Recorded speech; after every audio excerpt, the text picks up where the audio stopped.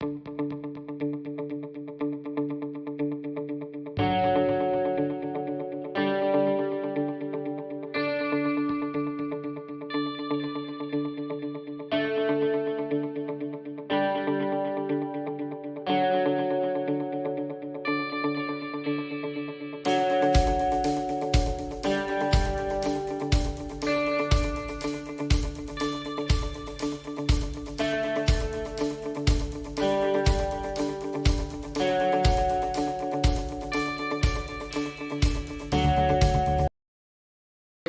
and RJBroadcasting.com.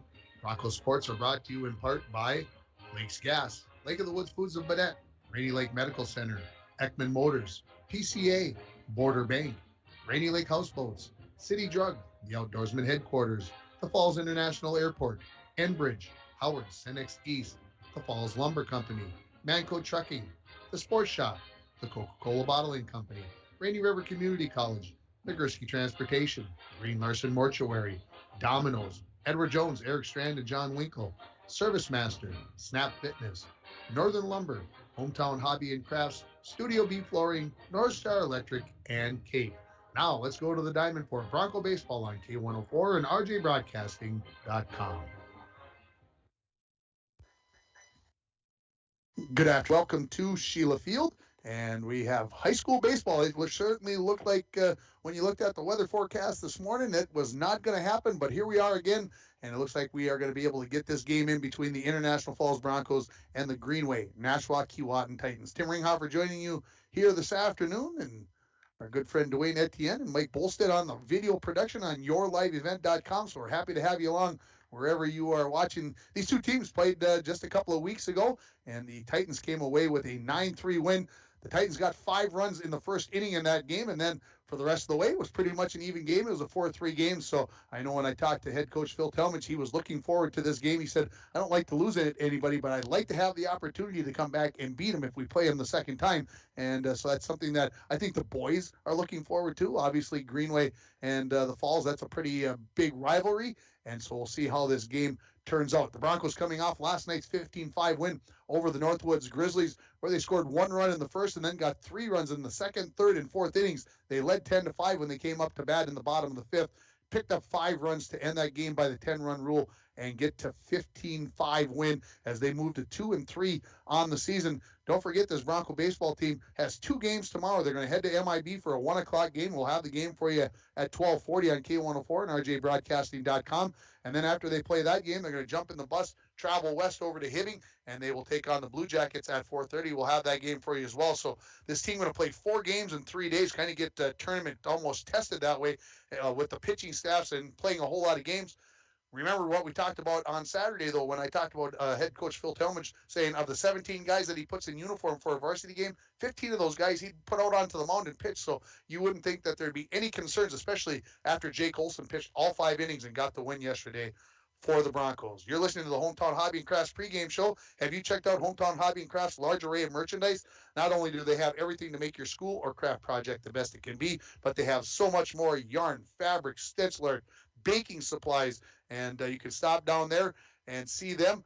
Stop in at 327 3rd Street. There it is in downtown International Falls. They are open 10 to 6 Monday through Friday and 10 to 4 on Saturdays. Who's going to score the first run for the Broncos in this ball game? You can text your selection to 218-324-3053. And while you have your phone out, why don't you get prepared for supper? Call Domino's at 218-283-3444, or you can go to Domino's.com and order your favorite pizza, sandwich, chicken wings, pasta online. And if you give me a text and you guess who scores the first run, you will win a $5 gift certificate to Domino's. We'll take a break here on the Hometown Hobby Crafts pregame show. And when we come back, we'll listen to the interview I did with the head coach of the International Falls Broncos, Phil Tallmadge. You're listening on K104 and RJBroadcasting.com, and you're watching it on yourliveevent.com. At Packaging Corporation of America, we're proud to sustainably manufacture America's top-selling brand of paper right here at our International Falls Mill. PCA is committed to U.S. manufacturing, environmental excellence, and providing great support to the many events that make our community unique, including the International Falls Bass Championship. At Packaging Corporation of America, we make more than paper. We make a difference. And we're back with breaking news. The new Coke Zero Sugar might be the best Coke ever. That's right, Jim. With an improved taste and 0 calories, make sure... Jim. Ooh, yes, this tastes like the best Coke ever to me. We're on the air. I need to try it first. With zero sugar and now even more delicious, it's the new Coca-Cola Zero Sugar, the best Coke ever. Find out for yourself. Welcome back to the Bronco Baseball Pregame Show, brought to you by Hometown Hobby and Crafts, joined by head coach of the Broncos, Phil Tallmadge. Coach, 15-5 win. Did you like it? I do. I like it. That was a game we should have won, and we came out here and the boys, played well. We gave them a couple runs early, and we bounced right back and took control of the game. And I do like the fact that we didn't have any errors yesterday. Talk about Jake Olson on the mound, had a little hit a few extra batters along the way, but you stuck with them. You kept them out there for all 5 innings. Was there a rationale for keeping them in the game, or were you looking at the 3 games today and the 2 tomorrow? What was the thought process? Actually, the big thing there was, he wasn't showing signs of fatigue, so we were happy with where he was at. Jake's one of those guys. He's not afraid to attack hitters, so taking him inside on people, we can certainly do that with him. And obviously, it just got a little close a few too many times yesterday. But he looked really good, and it's kind of nice for him to get the reward of a complete game like that. And he had a heck of an outing last night. Talk about your hitting, 4 guys with at least 2 hits in the lineup, so you had to like that as well. Yeah, that middle part of the order, and as well as Brody Carlson, those guys have been pretty hot this year, as of recently. So looking for big things out of those boys tonight, and the rest of the team can jump on their backs and let's carry it to victory.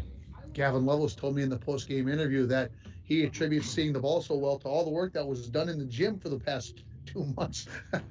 it obviously maybe had an effect. Yeah, no doubt about it. There's a lot of things that, they had to work on in a little different way than they normally would. And, Gavin's been doing just a lockdown job over there at first base for us this year. It's almost like every day he makes a play that, I don't know that very many people in the whole league would be able to make. So he's been a real, I'm not too surprised, but he's really stepped his game up all around this year. You guys played G&K here just 10 or 14 days ago, somewhere in that time span. Lost 9-3 in that game. Does anything from that game get brought into today's game as a scouting report or a reminder of things that you did in that game going into this one today? Yeah, I think we're just going to approach their lineup a little bit differently as far as how we, pitch to them. So, I think we found a way that made it difficult for them to be successful. We gave up quite a few runs in that first inning last week, and once we figured out the right answer, we were able to shut them down for the most part the rest of the game. Coach, appreciate the time. Let's go get a win. Thank you, Ringer. Head coach Phil Tallmadge of the International Falls Broncos. Always good to get together and chat with him, and of course, it's always better to chat afterwards because the coach always is guarded on the interview, but they give you a little, maybe a nugget of information along the way.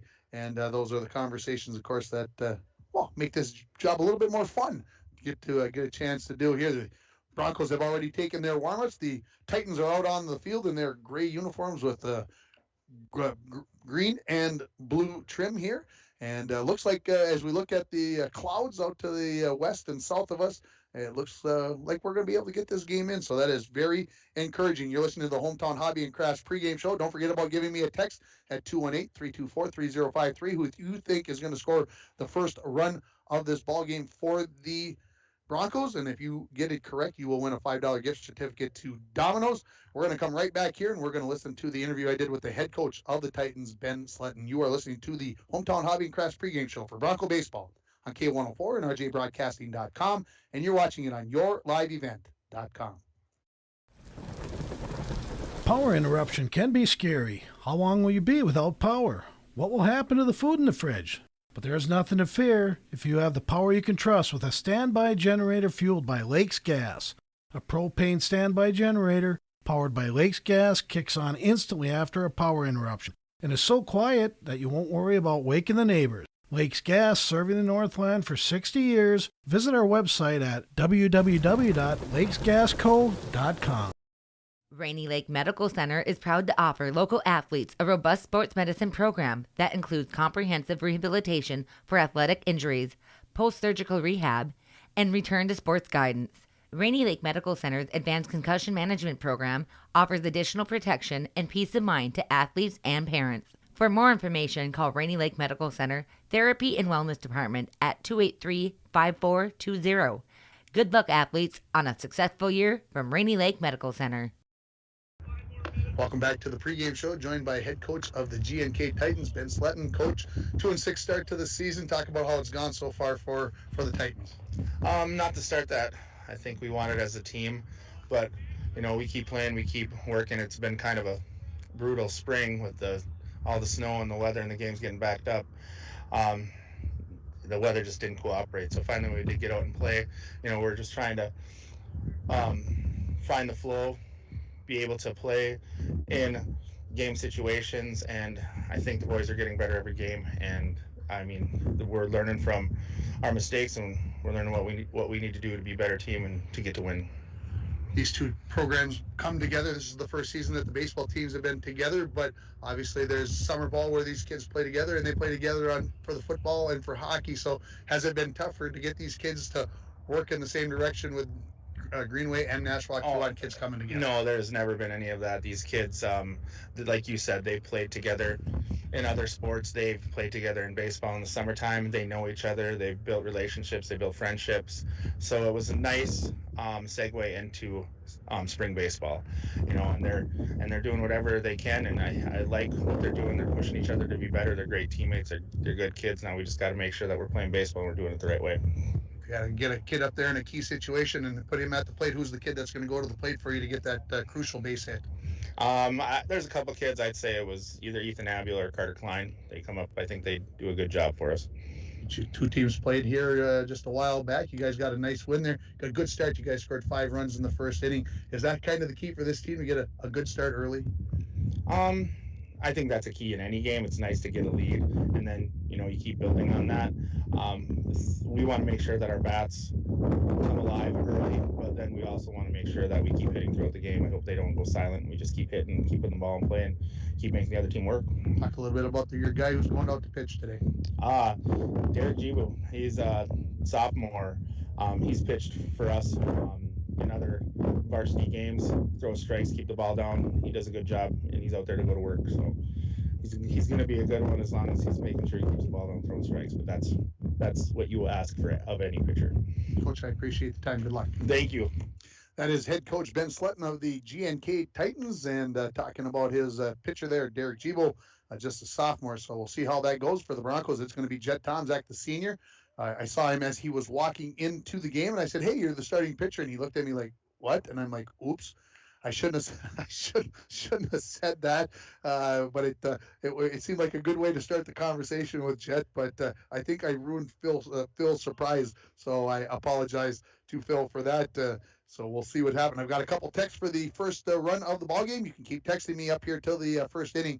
218-324-3053. Text me and tell me who you think is going to score the first run for the Broncos. And if you're correct, you win a $5 gift certificate to Domino's. We'll take a short break. We'll come back with the keys of the game, brought to you by Edward Jones, and the starting lineups from Sheila Field as the Broncos take on the GNK Titans. You're listening to the pregame show, brought to you by Hometown Hobby and Crafts on K104 and rjbroadcasting.com. And you're watching it on yourliveevent.com. A message from CAPE, Couchiching Area Prevention and Education. The 2021 International Falls Positive Community Norm Student Survey found that most students agree that vaping or using e-cigarettes is never a good thing for anyone in their age range to do, and many students disapprove of their friends vaping or using e-cigarettes. CAPE is working together to empower the communities within Couchiching County to reduce alcohol and other drug use among youth and young adults. Together, we are strong. This ad has been funded by MNDHS BHD. Ekman GM of International Falls is excited about 2022. Spring is here with new GMC vehicles coming in every day. Check this out. A new 2022 GMC Terrain all-wheel drive SLT, four-wheel drive, MSRP on this $39,960, sale price only $39,210. Lots going on at Ekman GM. GMC, we are professional grade. GMC, Find out more at EckmanIFalls.com.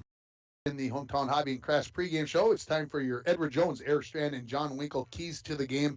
There are keys to the game, and there are keys to making wise financial decisions for your future. Let Eric Strand and John Winkle help you make those choices. Stop in and see them at 445 4th Street or call them at 218-283-6464. Edward Jones is a member, SIPC. Well, for the Broncos, a win here yesterday, 15-5. You put up a run in every inning, and to me, get an early start. We talked about that with Coach Ben Sletten. Get a run on the board, get everybody going in a positive direction. It's a key for young kids to be able to get that positive jive going, that feeling, and get things started. And, of course, I just think that Coach Tallmadge mentioned it from last night's game. No errors for the Broncos, and it almost the announcer jinx, I feel like, on that. I don't want to do that, but obviously playing clean in the field is also a big help. That is the Edward Jones, Eric Strand, and John Winkle keys to the game. It's time for your starting lineups, brought to you by the Sports Shop for honest service and fair prices on bikes, baseball, and softball equipment, inline skates, and more. The Sports Shop in downtown International Falls. Let's look at the visitors from GNK, the Titans, and I hope I don't say Greenway or just Nashwauk either time, anytime, and I hope that I don't say the Raiders more than once or twice. So if you're listening from the range, bear with me as we work through this. Leading off and catching will be number 5, Ethan Ambuel. Batting second and playing center field will be number 11, Matthias Neumeyer. Batting third, the shortstop, number 21, Carter Klein. Batting fourth and playing third base will be number 40, Josh Parantala. Batting fifth and playing first base, number 22, Brody Erickson. Ezra Carlson bats sixth. He plays second base. Batting seventh and playing left field will be Weston Smith. Batting eighth, and the pitcher, that is number 16, Derek Gibo. And your number 9 batter is the right fielder, number 6, Connor Perriman. So again, the lineup, the batting order: Ambuel, Neumeyer, Klein, Parantala, Erickson, Carlson, Smith, Gibo, and Perriman. So there you've got your starting lineup for the GNK Titans. Looking over at the Broncos, leading off and pitching will be number 18, senior Jet Tomczak. Batting second and playing shortstop, senior number 4, Newt Borger. Batting third and playing third base will be junior number 15, Cody Joslin. Batting fourth and playing right field will be number 22, senior Owen Worley. Batting fifth, the first baseman, number 23, senior Gavin Lovelace. Batting sixth today, moving up from the 9th spot from yesterday, will be catcher number 24, sophomore Brody Carlson. Batting seventh and playing left field, our player of the game from yesterday, number 10, Matt Worley, junior, playing second base. And batting eighth will be number 3, senior Alex Larson. And the freshman getting his first ever start in varsity baseball today will be playing center field, number 19, Torrin Thompson. So Tomczak, Borger, Joslin, Owen Worley, Lovelace, Carlson, Matt Worley, Larson, and Thompson, the batting order for the Broncos in this game. And those are your starting lineups, brought to you by the Sports Shop in downtown International Falls. The umpires were here plenty early. The coaches are out there with the pregame talk. I think we're going to get starting lineups and a national anthem. I believe that's what's going to happen here. So why don't we take a short break, and then we'll come back with more here in the pregame show, brought to you by Hometown Hobby and Crafts for Bronco Baseball on K104 and RJBroadcasting.com, and you're watching it on yourliveevent.com. I just love this song. It makes me want to go fishing. Hey, Don, you sell flooring. It might be a while before you get on a boat to go fishing. Well, Mike, the way I'm feeling right now, I could be gone for a while when the weather is nice, getting some sun, slaying some walleye. What does that mean, Don? People here need your flooring. They need you out there. Hey, then come and get your flooring and tile now before I'm a castaway on that fishing boat. Get a hold of Don over at Studio B Flooring, 218-240-5599. If you want to get away, book your vacation from Falls International Airport. Falls International Airport offers direct non-stop flights to Minneapolis daily, along with a non-stop charter flight to Laughlin, Nevada, March 7th to the 11th. For more information and to book your Laughlin trip, visit internationalfallsairport.com and click on charters. With modern terminal, free parking, free Wi-Fi, shorter lines, easy baggage claim, and more, you'll be happy you booked your flight out of Falls International Airport. Lake of the Woods Foods of Baudette is proud to be sponsoring Bronco Sports. Lake of the Woods Foods invites everyone to Baudette to check out the new look and added additions to our beautiful store. Caribou Coffee with takeout or drive-up service. Our full-service butcher shop with International Falls' very own Paul Dremel cutting your meats to order. Shell Gas with 91 non-oxy gas for snowmobiles and four-wheelers. It's new, it's exciting. Visit the new and improved Lake of the Woods Foods of Baudette. Check out our Facebook page and weekly ad at lakeofthewoodsfoods.com. Does the fresh air, bright blue skies, and warmer temperatures have you daydreaming about cruising the lake or hitting the open road to make some great memories? Hi, I'm Tony Palm, lender at TrueStar Federal Credit Union. Whether you're looking for a boat, camper, motorcycle, or all-terrain vehicle, I'm here to finance your fun so you can experience a great summer like never before.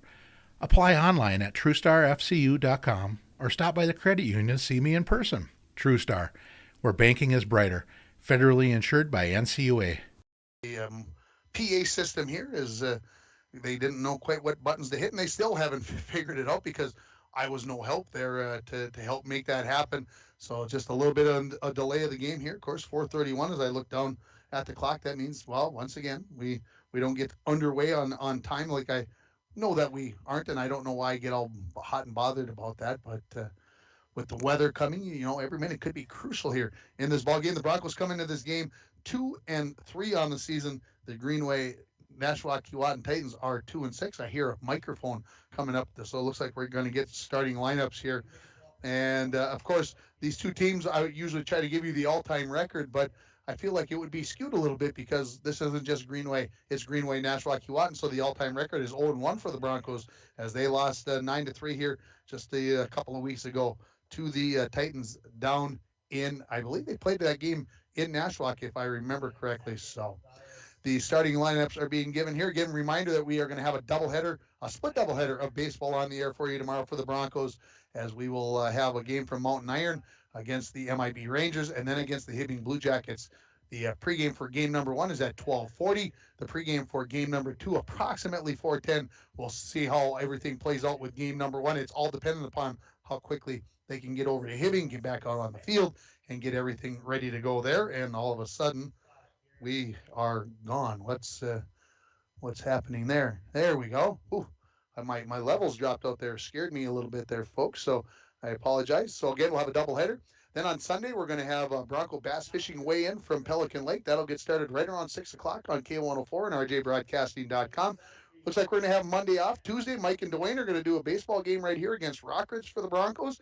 Wednesday, we'll have Broncos softball on the air right here, their final home game of the year. We just did their first home game yesterday or the other day. On Tuesday, we'll do their final game next Wednesday. Then next Thursday, we'll have Bronco versus LBF baseball from Little Fork. And then on Friday next week, we'll have Little Fork Big Falls softball versus Indus. And Mike's going on vacation. He just yelled to me to let me know that he's not going. And then on Saturday the 21st, we'll have a doubleheader for Bronco baseball from Ely as they take on Southridge and Moose Lake Willow River. So a busy couple of weeks here. And, of course, then the softball playoffs start on the 24th. And we'll hang on for the ride, and we'll ride it all the way out until about early June when the spring season comes to a close. Hopefully we get a chance to make a long run, maybe a golfer or a track and field person make it to a state, and maybe the baseball and or softball teams make a run. It's always fun to follow along in the playoffs. We're going to take a break for the national anthem. We'll come back with the first pitch for you from Sheila Field as the Broncos take on the GNK Titans. You're listening to the pregame show brought to you by Hometown Hobby and Crafts for Bronco Baseball on K104 and online at rjbroadcasting.com. At Packaging Corporation of America, we're proud to sustainably manufacture America's top-selling brand of paper right here at our International Falls Mill. PCA is committed to U.S. manufacturing, environmental excellence, and providing great support to the many events that make our community unique, including the International Falls Bass Championship. At Packaging Corporation of America, we make more than paper. We make a difference.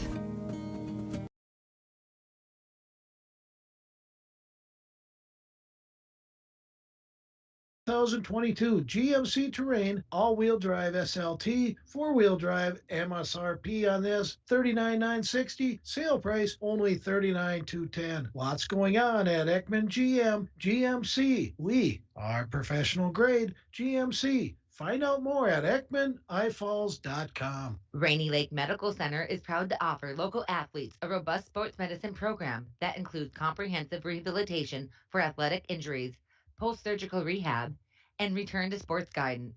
Rainy Lake Medical Center's Advanced Concussion Management Program offers additional protection and peace of mind to athletes and parents. For more information, call Rainy Lake Medical Center Therapy and Wellness Department at 283-5420. Good luck, athletes, on a successful year from Rainy Lake Medical Center. Back at Sheila Field here, Mike Bolstead just got done singing the national anthem for everybody. So if you weren't here, you just missed out, man. I'm telling you, what a rendition. He did it a cappella, no music in behind. It was awesome. It brought a tear to my eye. Let's set the Bronco defense for you. And if you believe that, I got a little land I'd like to sell you on down the road a little bit. For the Broncos out in left field, Matt Worley. In center is first-time starter Torrin Thompson. In right field is Owen Worley. Going around the infield, Cody Joslin at third base. Newt Borger is at shortstop. Alex Larson at second base. Gavin Levis at first. Your catcher is Brody Carlson, and the pitcher is Jet Tomczak. Leading off here for the Titans is going to be number 5, Ethan Ambule. He's the catcher, followed by Matthias Newmeyer, who plays center field, and the shortstop, number 21, Carter Klein. So we're almost ready here as Tomczak gets his final warm-up tosses here. And again, it looks like as we look to the west and to the south, I mean, if you look more towards the like the hospital way, I mean, you got clear skies over there. We're going to be playing baseball till the sun goes down. So we'll hope that keeps coming towards us, and we're going to get this varsity game in and the JV game to follow as well. The junior high game going on over on the JV field right now. And so we're just about ready here as Ethan Ambule strides towards the right-hand batter's box. We're ready for Bronco baseball here on K104, rjbroadcasting.com, and yourliveevent.com. When I did the sports this morning, I didn't even say your live event because I was being told we were going to get rain today, and we weren't. Yeah, well, here we are. Let's. Everybody's pointing fingers. First pitch on the way. Called strike on the inside quarter to Ambule, and we are underway from Sheila Field. The Bronco defense playing well back, very deep here with the wind blowing out a little bit as it was blowing in yesterday. Here comes the 0-1. That is slammed down the right field line into foul territory, brought to you by Falls Lumber Company, 201 4th Street. And so 0-2 the count as Tomczak ahead early. To number 1 batter in the order, Ethan Ambule. Looking by Jet. Long looking. Now he's ready with the 0-2. Here's a curveball. Short right field. Worley lost it. He can't find it, and it is going to fall down for a hit for Ambule. He went back. He started going back on it, and all of a sudden the hands went out like I lost it, and it is going to be a single for Ambule, and the leadoff batter on. Here comes Matthias Newmeyer, who's playing center field, number 11 for the Raiders. So you get a kind of a pop up there, and unfortunately the Broncos can't take advantage of it. So now to the set goes Tomczak. As he looks in, we'll see what Ambule's going to do on pitch number 1. How aggressive are the Titans going to be on the base paths?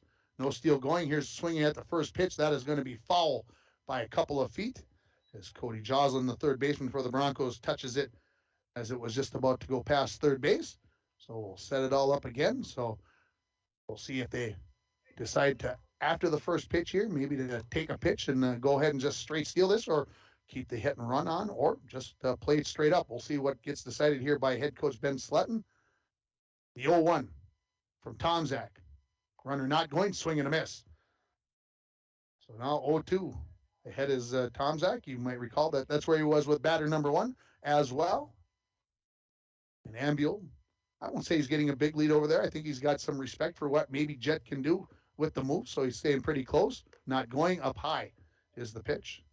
Is getting Brody Carlson out of his crouch to get up there and catch that one. We're just underway, folks. If you're joining us here, nobody out, a batter on base here in Ambule, and Newmeyer is at the plate for GNK. The 1-2, curveball, called strike 3. So there's a nice pitch from the senior, Jet Tomczak, and there's one down. Here comes Carter Klein, the shortstop, number 21, and I'm just going to say it this way. I like the way Carter Klein plays hockey. I remember him from the hockey season. Does a lot of good things out on the ice. Maybe he's not the flashiest of players, but just does what he needs to do. It just kind of sticks out, at least in my eye. Going is Ambule on the base pass. Throw not going to be in time. Matter of fact, going to have to be cut off by the shortstop, Borger, as that throw got past Alex Larson. And I believe the first one, was it called a strike? Is that what goes up on the scoreboard? And I was not sure. So it is 0-1 to Klein. So straight steal out and on. Tell him, hey, we're working on it. First pitch outside to the left-handed batting Brody Erickson. So the runner at first base and Perantala Ambule, the runner at third base for the Titans. So they're looking to get one across here in the top of the first inning. Tomczak to the set. The 1-0. Down low. 2-0. Remember the last time these two teams played? Down on the range, GNK came up with a 5 spot in the first inning. So if the Broncos could escape here and get out of trouble here with a 0, with a goose egg up on the board, that would be a great start here for the Broncos. The 2-0. Swung on right at the second baseman, Alex Larson. He picks it up, fires to Loveless at first base to retire Erickson on the 4-3 put out for the third out. The Titans threaten, but they do not score. They get one hit. There was one error, and they left 2 runners on base. We're going to the bottom of the first. No score here from Sheila Field. You're listening to Bronco Baseball on K104 and online at rjbroadcasting.com. And we're back with breaking news. The new Coke Zero Sugar might be the best Coke ever. That's right, Jim. With an improved taste and 0 calories, make sure... Jim. Ooh, yes, this tastes like the best Coke ever to me. We're on the air. I need to try it first. With zero sugar and now even more delicious, it's the new Coca-Cola Zero Sugar, the best Coke ever. Find out for yourself. Power interruption can be scary. How long will you be without power? What will happen to the food in the fridge? But there's nothing to fear if you have the power you can trust with a standby generator fueled by Lakes Gas. A propane standby generator powered by Lakes Gas kicks on instantly after a power interruption and is so quiet that you won't worry about waking the neighbors. Lakes Gas, serving the Northland for 60 years. Visit our website at www.lakesgasco.com. The bottom of the first inning, let's give you the batting order for the Broncos. Chet Tomczak, followed by Newt Borger, Cody Joslin, Owen Worley, Gavin Lovelace, Brody Carlson, Matt Worley, Alex Larson, and Torrin Thompson. That is 1 through 9 for the batting order for the GNK Titans defense. Out in left field, number 4, Weston Smith. In center is Matthias Newmeyer. In right is Connor Perryman. In the infield at third base is Josh Parantala. Carter Klein is at short. Ezra Carlson, the second baseman. Brody Erickson is at first. Your catcher is Ethan Ambuel. And the pitcher is sophomore Derek Gibo. And I think we are just about ready for the bottom of the first inning. No score on your Rainy River Community College scoreboard. Start your voyage at RRCC. Your future awaits you right here in your own backyard. 285-7722 is the number to call. And I would say, I'd have to say that, fall semester, I don't want to wish the summer away, but we're here before you know it, because that's how the summer works. It just seems like those 104 days of summer just fade away very quickly. When you're out on the pontoon boat, or you're driving a golf ball into the woods, or maybe just sitting on the deck enjoying the evening with no bugs. That's what we can hope for. We're ready for the first pitch from Derek Gibo. It is going to Jet Tomczak, and it is a called strike on the inside corner. So we're underway in the bottom of the first inning. Again, no score here. Parental, the third baseman, playing even with the bag with the right-handed batting Tomczak. Here's a swing, and he pulls one down the line, and got Coach Phil Tallmadge dancing over there a little bit, so it makes the count 0-2. That foul ball brought to you by Falls Lumber Company, 201 Forest Street. Your first baseman, Brody Erickson, he's playing well behind the bag at first base, giving plenty of respect to Mr. Tomczak. Here's the 0-2. That's high and inside. Again, these two teams played a couple of weeks ago, 9-3, the win for GNK. So that has to be in both teams' minds, I would guess, playing that soon, and want to see things different. Ooh, dives out of the way of that one, lifts the arms up, and yesterday he almost took one in the ribs, and that one could have been right about the same spot if he'd got hit with that one. So the count 2-2, pitch on the way. Swing and a miss, strike 3. So 1 up, 1 down here for the Broncos. Here comes Newt Borger. And now if I compare Gibo to the pitcher from Proctor, Nick Turhar, not quite the speed with the pitches, but a very similar delivery. So we'll see if the Broncos can get used to that soon in this ball game. First pitch coming to Newt Borger as a called strike on the inside corner. Gibo works out of the set even with nobody on base. So just one of those things where that's how he feels comfortable throwing. That's the way you just get to throw all the time. The 0-1. That one's further inside and chases Borger off the plate, so makes the count 1-1. I think throws that ball, and it kind of has a little tail on the end of it, kind of coming in at that right-handed batter, so it kind of keeps you honest.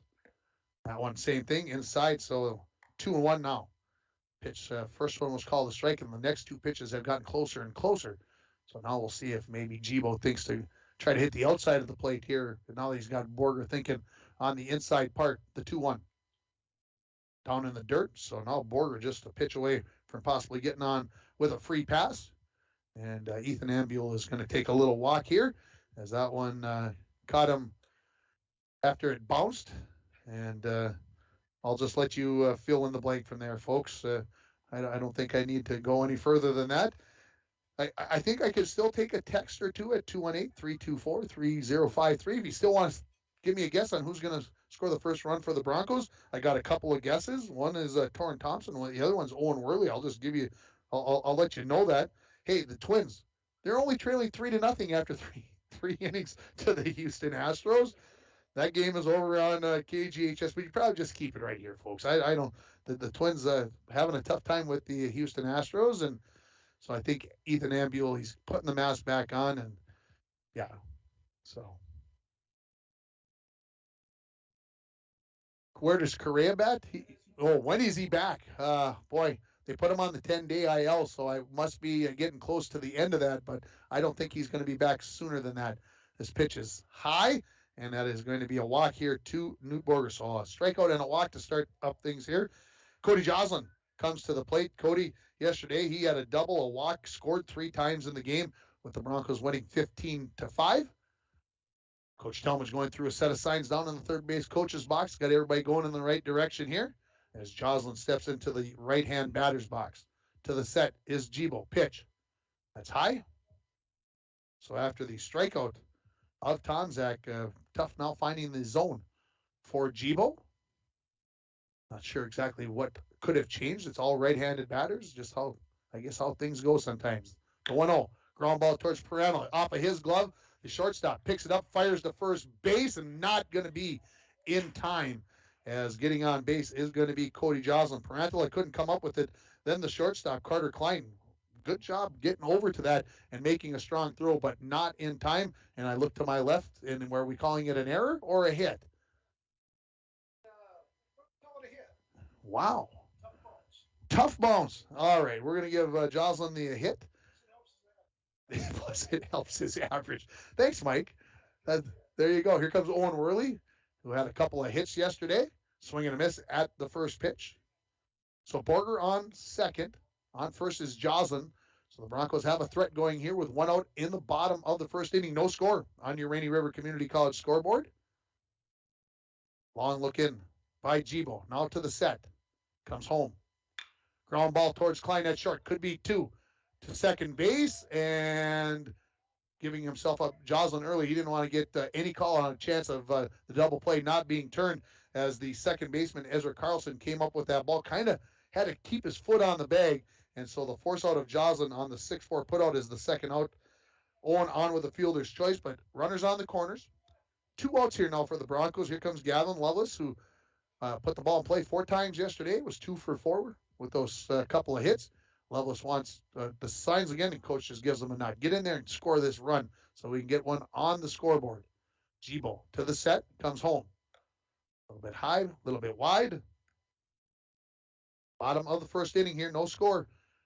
As the Titans brought 5 batters to the plate, the Broncos will now have their 5th batter to the plate here in the bottom of the first. Pitch on the way, sails outside, so 2-0 now to Lovelace. Brody Carlson waiting in the on-deck circle. Waiting a possible chance to come into this game and maybe get home a couple of runs. The 2-0 to Lovelace. Way high, 3-0 now. Klein made that play on that ball hit by Owen Worley. Just kind of scooped up, just hung with it, and made the throw over to Ezra Carlson at second. The 3-0. Right down the heart of the plate for a called strike, as Lovelace looked like he was taking that one all the way. And why not early in the ball game? It's a good thing to do. So again, runners at the corners here, 2 outs. The 3-1. Foul tip into the mid. So now full count here to Gavin Lovelace.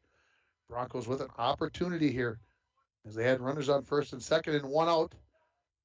See if Gibo can work himself out of trouble for the Titans. The payoff pitch. Curveball, swing and a miss, strike 3. And that is 2 strikeouts in the inning for Gibo, as he also had a walk. The Broncos leave 2 runners on base. There were no errors, no runs, and the Broncos had the 1 hit.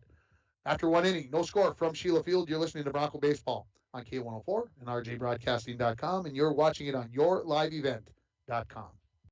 Rainy Lake Medical Center is proud to offer local athletes a robust sports medicine program that includes comprehensive rehabilitation for athletic injuries, post-surgical rehab, and return to sports guidance. Rainy Lake Medical Center's Advanced Concussion Management Program offers additional protection and peace of mind to athletes and parents. For more information, call Rainy Lake Medical Center Therapy and Wellness Department at 283-5420. Good luck, athletes, on a successful year from Rainy Lake Medical Center.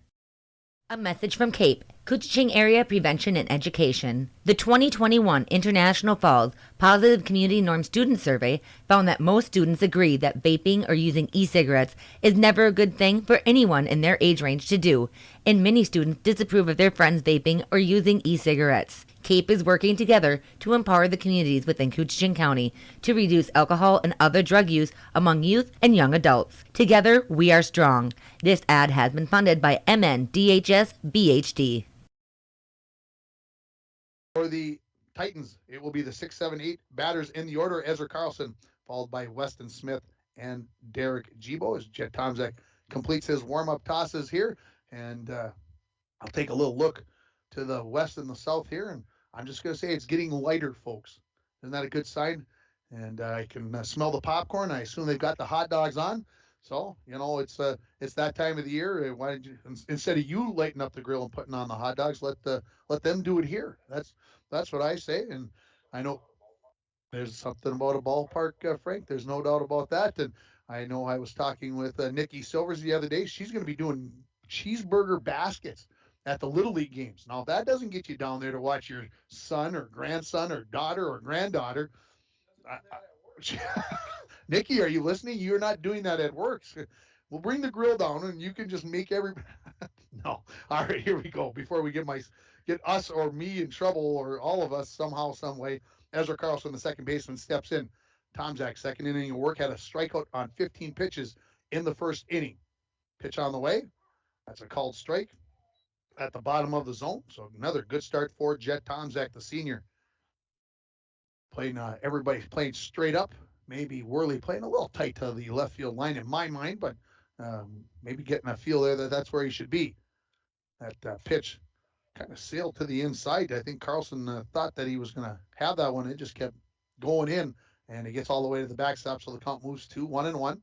Again, Jet always plays center field, and so with him pitching, somebody has to step out there, and it's freshman Torrin Thompson that's getting his first ever varsity start. The 1-1, called strike.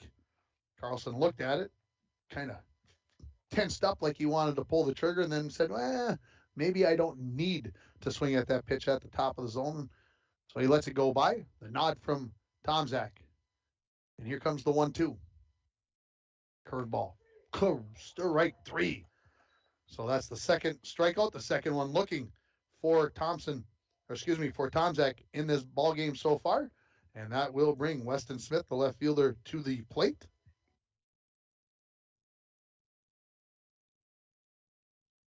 One out here, top of the second inning. No score. If you're just joining us, maybe you're just getting out of work. It's 4:56. Maybe snuck out a little bit early. Maybe the boss doesn't know you left.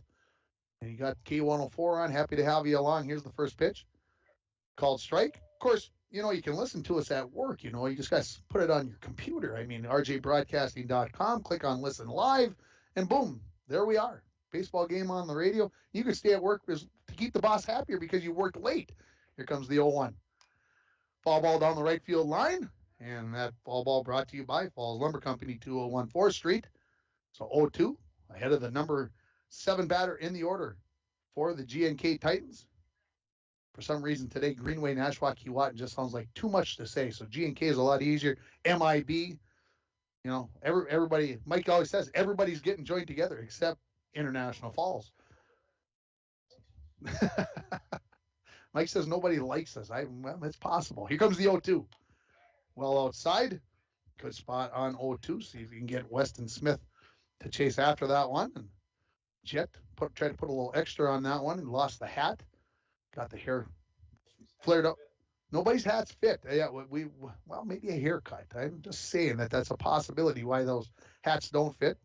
Pitch down low, and I'm not trying to tell anybody how they're supposed to wear their hair, folks. Don't go there. I'm just saying it doesn't fit because he's got too much hair there. It's probably fit when he has a nice haircut, but it just doesn't at this time. So wear it out, kid. Let her happen. Here comes the 2-2 to Weston Smith. Swing and a miss at a pitch that was up and in, and that is the third strikeout for Tallmadge. And here comes the number 8 batter in the order, Derek Gibo, who is pitching.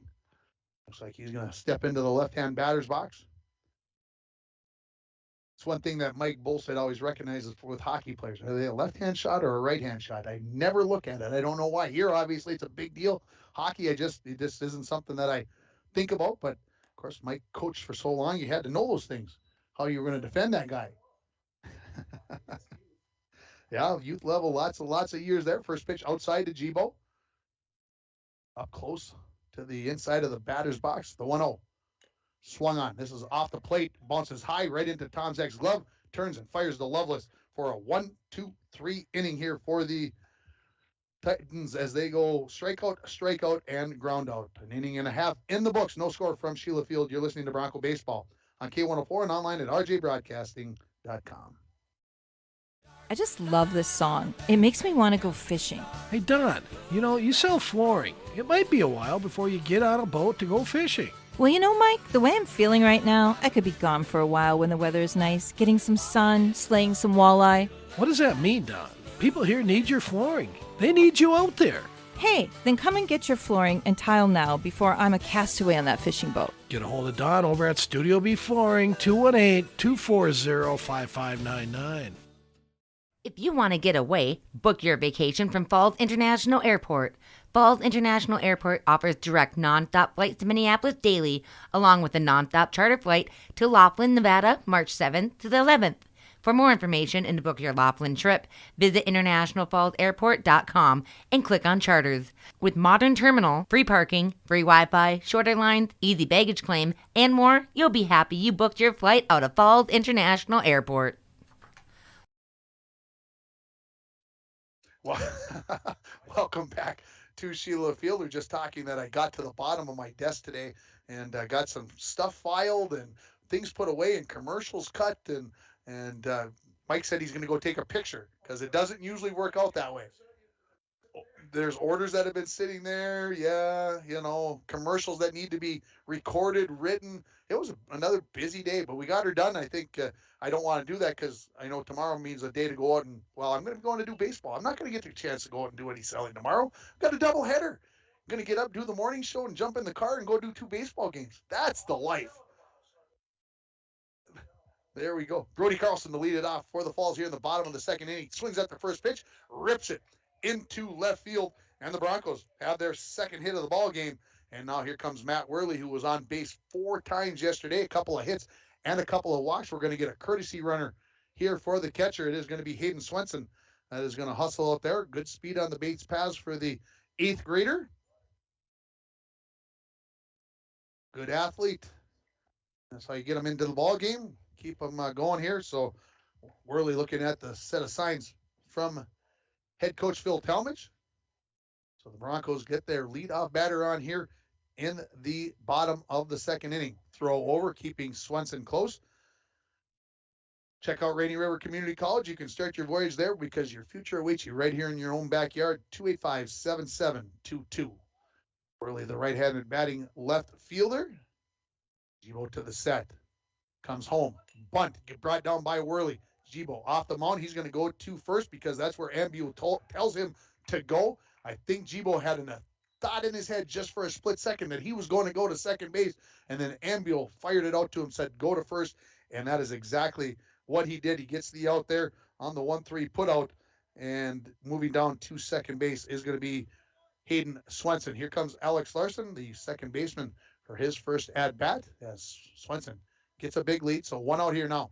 In the bottom of the second innings, the Broncos are looking to break this scoreless tie. First pitch to Alex. Swing and a miss. That's going to get away. And Swenson trying to get down to third. Here comes the throw. And it's not in time. It was a little bit low. The throw down to third base was low. And so now just 90 feet away from scoring the first run of the game is Hayden Swenson. Larson, 2 at-bats yesterday, struck out both times in the game yesterday. Jibo, the delivery, swing, and a miss. And I think I just heard Coach Phil Tallmadge said, keep your head in there. And then Alex looks in the dugout. And, of course, when you're having a tough time at the plate, everybody's got, 2 cents to give you. And sometimes you got to go back into the cage under the tee and swing and a miss, strike 3. So there's the second out of the inning. Sometimes you just got to get some practice time to get that swing back, get that eye down. Here comes Torrin Thompson, freshman center fielder. The Broncos get the leadoff runner on, and then a sacrifice and a strikeout. So 2 outs here now. To the set is Jibo. Delivers. A little bit inside, maybe a little bit low to Thompson. Top of the order would be coming up here if Thompson finds a way to get on base. The center fielder, Matthias Newmeyer, playing a little bit towards left center. Falls back to the screen off the bat at Thompson. Brought to you by Falls Lumber Company, 201 4th Street. Otherwise, everybody seems to be playing pretty much straight up out in the outfield and in the infield. Count evens up at 1-1 with that foul ball. Jibo delivers. Down low. Good frame there by Ambule trying to get that strike call. Don't forget summer ball, Little League, if you prefer to call that. Going to get started on Monday. Practices and games next week. Finally going to get things underway. The 2-1. Up high. So now the number 9 batter. 3-1. Which goes through a set of signs. In that set of signs, was there a stop sign that we're taking this 3-1 pitch? I don't know. See what happens. Swinging at it. This is going to be to Carlson at second base. He waits for it, throws to first, and gets the speedy Torrin Thompson by a step to retire the Broncos in the second inning. The Broncos lose a leadoff single by Brody Carlson. He gets stranded at third base as we go to the third inning. No score from Sheila Field. You're listening to Bronco Baseball on K104 and on rjbroadcasting.com, and you're watching it on yourliveevent.com. Lake of the Woods Foods of Baudette is proud to be sponsoring Bronco Sports. Lake of the Woods Foods invites everyone to Baudette to check out the new look and added additions to our beautiful store. Caribou Coffee with takeout or drive-up service. Our full-service butcher shop with International Falls' very own Paul Dremel cutting your meats to order. Shell Gas with 91 non-oxy gas for snowmobiles and four-wheelers. It's new, it's exciting. Visit the new and improved Lake of the Woods Foods of Baudette. Check out our Facebook page and weekly ad at lakeofthewoodsfoods.com. Does the fresh air, bright blue skies, and warmer temperatures have you daydreaming about cruising the lake or hitting the open road to make some great memories? Hi, I'm Tony Palm, lender at TrueStar Federal Credit Union. Whether you're looking for a boat, camper, motorcycle, or all-terrain vehicle, I'm here to finance your fun so you can experience a great summer like never before. Apply online at TrueStarFCU.com or stop by the credit union to see me in person. TrueStar, where banking is brighter. Federally insured by NCUA. Just discussing the Minnesota Wild. Don't forget, they're right here on K104 if you're listening there. The pregame starts at 8:15 and the opening faceoff at 8:50 from St. Louis. That's just a wee past my bedtime. I don't know if I'm going to be able to make that one tonight. I may have to do some reading about it in the morning to get all the details and give them to you during the morning show. It just, I don't know.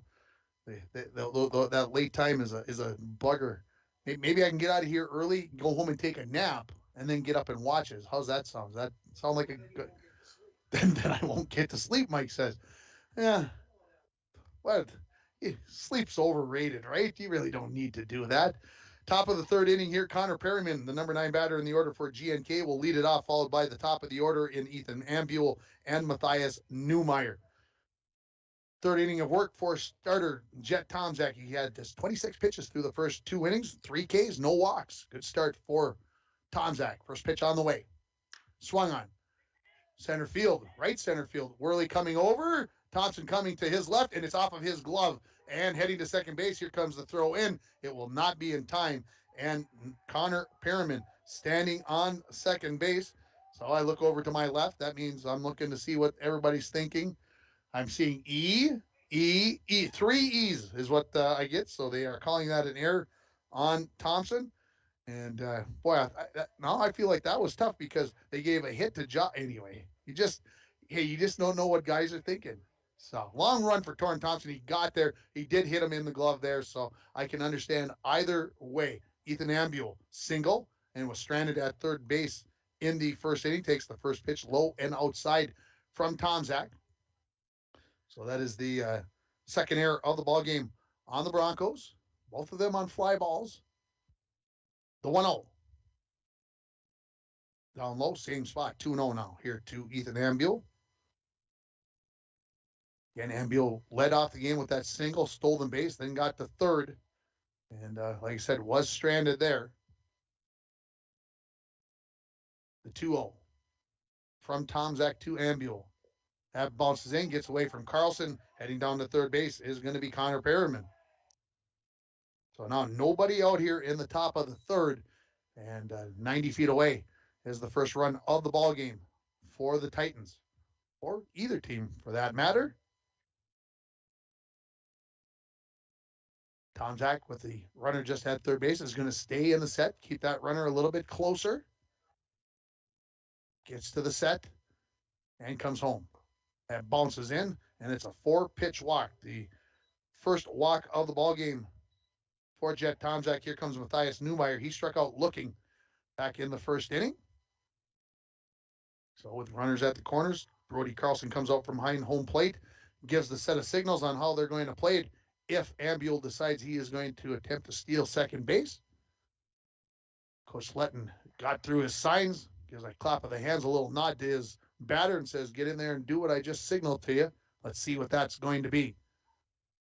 Runner is going at first base. It's up high. The throw down to the pitcher, and everybody is in safely. So second stolen base for Ambule in this game. 2 runners in scoring position with nobody out in the top of the second. So the Titans a good threat here with Newmeyer at the plate. Want to know the count? Tomzak pitch is on the way. This is grounded towards short. Scooped up there. The throw by Borger is low and unable to come up with it cleanly is Gavin Loveless as he tried to stretch on that, and the run is going to come across in Connor Perriman, and the Titans lead this game by a score of 1-0. Ambule moves to third base, and Newmeyer now standing on first base. That will bring Carter Klein. He flew out to the center fielder Thompson in the first inning. So 1-0 now the score here in favor of GNK on your Rainy River Community College scoreboard. Start your voyage at RRCC. Your future awaits you right here in your own backyard. 285-7722. Curveball, runner going, and no throw down. Stolen base for Newmeyer. Pitch was called a ball, so 1-0 here on the count. I think if I saw that correctly. Tomzak to the set, comes home. Ball popped up, right field. I think Owen Worley has a measure on this. He catches it. Here comes the runner from third. The throw home is a bullet to home, but it's going to be close. Now the runner trying to go to third, and he is going to be out of there, says base umpire Babe Glumack. So Newmeyer tried to go late on the throw home. He's going to be throwing out 9-2-5 for the the second out of the inning, as Klein is retired for the first out. Ambule comes home with the second run, and GNK leads it by a score of 2-0. So 2 outs, 2 in, and nobody on base now here for the cleanup batter, Joss Parantala. And my video guy over here is having issues, so I'm not sure what's going on. First pitch to Parantala, called strike. Parantala reached on an error by shortstop Newt Borger as he missed on a pop-up in the infield. Here comes the 0-1. Bounces in, makes the count 1-1. So Tomzak struggling here a little bit. Of course, the error that doesn't help. And that's part of the reason why the 2 runs across for GNK. The 1-1 swung on right at Borger. Man, that thing was screaming.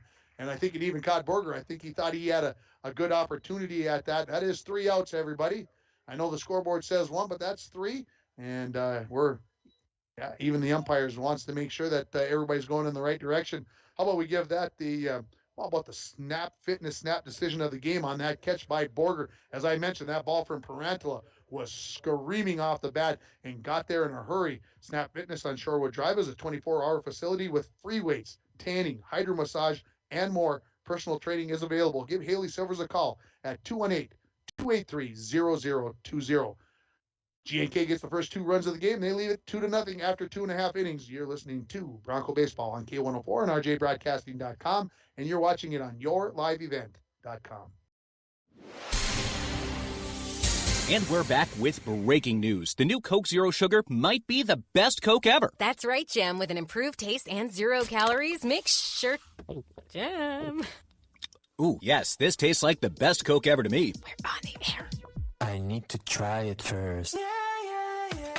With zero sugar and now even more delicious, it's the new Coca-Cola Zero Sugar, the best Coke ever. Find out for yourself. Power interruption can be scary. How long will you be without power? What will happen to the food in the fridge? But there's nothing to fear if you have the power you can trust with a standby generator fueled by Lakes Gas. A propane standby generator powered by Lakes Gas kicks on instantly after a power interruption and is so quiet that you won't worry about waking the neighbors. Lakes Gas, serving the Northland for 60 years. Visit our website at www.lakesgasco.com. Back here at Sheila Field, bottom of the 3rd inning. For the Broncos, top of the order, Jet Tomczak, Newt Borger, Cody Joslin to bat for the Falls. And the ball got away from the Titans. I almost said the R word, folks. I almost did it. And I think we're all set here. Tomczak struck out swinging back in the 1st inning as we get this bottom of the 3rd inning underway. Jibo to the set and delivers. Outside. Jibo, through 2 innings of work, he's got 30 pitches, 3 strikeouts, and 1 walk. As the Titans lead it 2-0 on your Rainy River Community College scoreboard. First pitch was outside. The second pitch is inside. And again, the right-handed throwing Jibo, that ball tailing in towards the right-handed batting Tomczak, the 2-0. There's a called strike. I think Jet had it in his mind. He was taking that one all the way. Nothing wrong with that plan. Again, skies seem to be staying fairly light, and let's hope that that stays. There's one up at tight and in. 3-1 now the count to Jet. Broncos have left 3 runners on base. They've had a couple of hits in this game, but no runs as they've stranded a runner at third base in both innings. Inside, and it's a 5-pitch walk to Jet. And now here comes Newt, who walked back in the 1st inning, stranded at third base. And Carlson stranded at third base in the 2nd inning. So the Broncos have had opportunities, just have failed to get one across home plate. Parantala, the third baseman, he's up on the edge of the grass expecting a possible sacrifice bunt from Borger with Jet Tomczak at first base. Throw over, and easily is Jet Tomczak. Got that jersey nice and dirty in those pants, because that's what you got to do when you're a ball player. Get dirty first. And Jibo takes a couple of good looks over at Tomczak. Tomczak going, shows bunt, pulls back, throw it down, and it is going to get away from the second baseman, Ezra Carlson, as the Raiders, there I did it, the Titans, and played that very well as shortstop was heading towards third, and the third baseman was charging home in case that bunt went down. They did call it a strike, so 0-1 the count to Borger as he pulled that bat back. I think I said that right. So nobody out, runner in scoring position in Tomczak on the stolen base. The 1-1 down just a bit low, makes the count 1-1 to Borger. Again, he walked in the 1st inning, stranded at third base.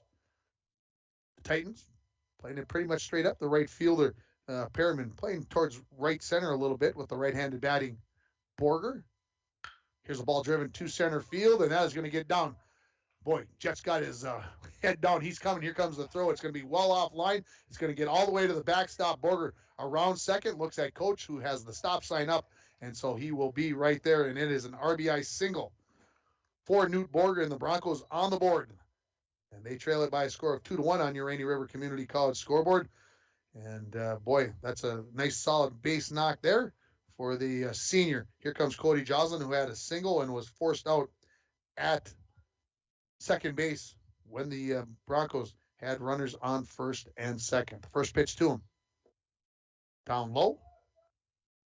1-0 the count. Jibo, sophomore pitcher for G&K, gets to the set. Looks back at second and delivers. Here's a ground ball rip foul brought to you by Falls Lumber Company, 201 4th Street. Not really holding Borger on at second base. Klein, the shortstop, not even worrying about where Borger is at. Ezra Carlson, the second baseman, now making a little bit there. Here's a ground ball towards Paratla in his glove. Turns, fires to first base to Erickson to get Cody out on the 5-3 putout. And so that is the first out here in the third inning. And that's going to bring Owen Worley to the plate. Owen got on a fielder's choice on that force out of Jocelyn at second base. So with Newt Borger at third base, Worley steps in. As he had a couple of hits yesterday. I'm just making sure. A couple hits, couple of runs scored. Also reached on an error and had a ground out in the game. Takes the first pitch inside. Owen batting in the cleanup spot today for the Broncos. Get a base hit here, and the Broncos tie the game. Answer that 2-run top of the third inning from the Titans. The 1-0. Swung on. This is into right center field, and it is going to get down for a single and an RBI, and the ball game is tied at 2. So he started with a walk and a single. Both those guys come across, and the Broncos even this game at 2. So the RBI single by Owen Worley as he keeps swinging a hot bat over the last 3-4 at-bats. And here comes Gavin Lovis, who struck out swinging to end the first inning. Did anybody win the dominoes? That's a good question. And the answer to that is no. Here's a foul ball out of play brought to you by Falls Lumber Company. And a good thing that somebody's keeping track of me. Torrin Thompson and Owen Worley were the two guesses that I received. And so, no, there is no winner in the dominoes who scores the first run of the game contest. The 0-1 to Loveless. Down low. 1-1 now the count here to Gavin. As I mentioned in his first at-bat, and I don't want to put the jinx on him, but he put the ball in play 4 times yesterday, came up with 2 hits, couple of fly balls that were caught in the outfield, the 1-1. Driven to center field, coming in, that is going to get down before the center fielder Newmeyer can get there. The throw in, not in time, and a nice solid base knock for Gavin Loveless. And now runners on first and second with 1 out. Here comes Brody Carlson, who had a single leading off the second inning and then was stranded at third base. So the Broncos, good opportunity here to take the lead after G&K scored 2 in the top of the third. The Broncos have 2 across here. If you just stepped away, maybe you were out at the barbecue putting on some burgers or something, maybe a steak. With that, yeah, there we go. Now we're talking. To the set is Jibo. Pitch on the way. Down low. 6th batter of the inning to come up for the Broncos. There's a couple of crooked numbers up here for both teams in this third inning. Jibo looks back at Worley at second. Now comes home. Ground ball foul. Brought to you by Falls Lumber Company, 201 4th Street. Loveless at first. Owen Worley at second. Matt Worley in the on-deck circle, waiting for his possible chance here in this bottom of the third inning. Jibo, long look. Klein fakes a little bit. Now here comes Carlson. They're going to throw over, and they maybe have Worley. He's in safe, standing up. That was close. And that was a play where the pitcher was just waiting for the catcher to signal when to throw. He wasn't even looking back. He turned, and Worley, I would say, fortunate to get back in there with the stand-up return to second base. First baseman, Brody Erickson, he's standing right up on the edge of the grass with Carlson batting. He puts a high pop-up. Carter Klein, the shortstop, says, "It's mine. I've got that ball." Infield fly rule, as Carlson would have been out for the second out here in this inning. And here comes Matt Worley, who had a sacrifice bunt in the first inning. So now 2 outs here, runners at first and second. Let's see if the junior left fielder can make something happen here in the bottom of the third inning. Break this tie as we are tied at 2. First pitch, swung on, popped up. Foul territory or right along the line, and that ball, I believe the umpire is saying that was touched in foul territory by Ambule. He did not come up with the catch as it rolled back behind home plate, And so it looks like it's just going to be one of those strange strikes. That ball was probably, 30 feet down the third base line, hit in the grass and the dirt, and had so much backspin on it that it rolled all the way behind home plate. That's a lot of English on that ball, I think is the way they say it. 0-1 the count here to Matt Worley. Gibo to the set and delivers. Down low. Again, Owen Worley at second. Gavin Loveless at first. They both got there via singles in this game. The 1-1. Swung on, pulled down the third base line foul. Brought to you by Falls Lumber Company, 201 4th Street. So Worley and Loveless getting a little running action here. Getting those sprints for the day. Gibo a new ball. And the 1-2. Curve ball down low. So 2-2. Worley steps out of the box. Look at Coach Phil Tallmadge. He's just walking away saying, you know what to do. Drive the ball somewhere and find some green grass. 2-2 right at the shortstop. Klein scoops it up. He's going to go to Carlson at second base. He cannot come up with it cleanly. Worley thought about heading for home, and he made the right choice. That ball did not get far enough away from Ezra Carlson, the second baseman. So the error on the catch and or throw, I'm not sure where you want to go with it. I don't think it really probably matters. But now the Broncos have the bases loaded, and here comes Alex Larson to the plate. He struck out swinging on 3 pitches back in the second inning. Gibo to the set, comes home, swing and a miss. So big at bat here for Alex Larson. His last 3 bats over the last 2 games, all strikeouts. So get contact here, number 3. Let's see it drive one and give the Broncos the lead. Swinging a foul ball off the body. So now 0-2 the count, made contact. Coach Tallmadge, long set of signs. Gibo's ready. Larson is now ready to the set. The 0-2. Swing and a miss, strike 3, and the Broncos are going to leave the bases loaded here in the bottom of the 3rd inning, but they get 2 runs on 3 hits. There was 2 errors, and the bases were left loaded. That means through 3 innings, the Broncos have left 6 runners on base. After 3 innings, the score, GNK 2, International Falls 2. You're listening to Bronco Baseball on K104 and RJBroadcasting.com, and you're watching it on yourliveevent.com. A message from CAPE, Couchiching Area Prevention and Education. The 2021 International Falls Positive Community Norm Student Survey found that most students agree that vaping or using e-cigarettes is never a good thing for anyone in their age range to do, and many students disapprove of their friends vaping or using e-cigarettes. CAPE is working together to empower the communities within Couchiching County to reduce alcohol and other drug use among youth and young adults. Together, we are strong. This ad has been funded by MNDHS BHD.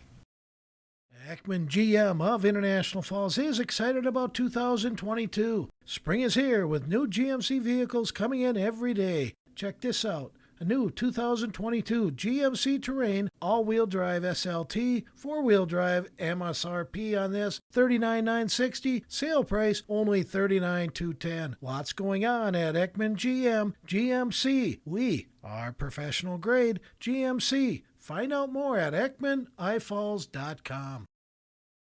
Tonight, otherwise overcast skies. Lows around 56. Winds out of the east 10 to 15 miles per hour. Chance for scattered thunderstorms again. Tomorrow, 72. Mainly sunny skies. Lows level off around 47. Tomorrow night. I'm meteorologist Jennifer Wojcicki from the Weatherology Weather Center on K104. Currently, it's 59. Welcome back to Sheila Field. Top of the 4th inning. We're tied at 2. Greenway, Nashwauk, Keewatin, and International Falls. Brody Erickson, Ezra Carlson, Weston Smith coming up for the Titans in the top of the 4th inning. Erickson leads it off after grounding out to the second baseman, Alex Larson. First pitch on the way. Outside. 38 pitches through 3 innings for Jet Tomczak. That leaves a lot of room in thinking about that number that might get up to 80 if things go the right way. 3 strikeouts, 1 walk. And those 2 runs given up on a hit, but 3 errors thus far by the Broncos. The 1-0. Curveball called strike. Jet, I think, second start of the season, could be third, as we watched them start last week. Here comes the 1-1 to Erickson. Drifted outside to the first baseman, left-handed batting Brody Erickson. And we'll have a doubleheader of Bronco baseball on the air tomorrow. Jet deliberate here, the 2-1. Outside 3-1.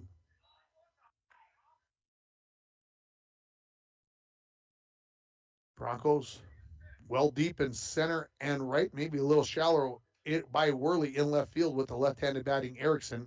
Here comes the 3-1. Swing and a miss and a breaking pitch. That was down and in on the knees and shin area of Brody Erickson.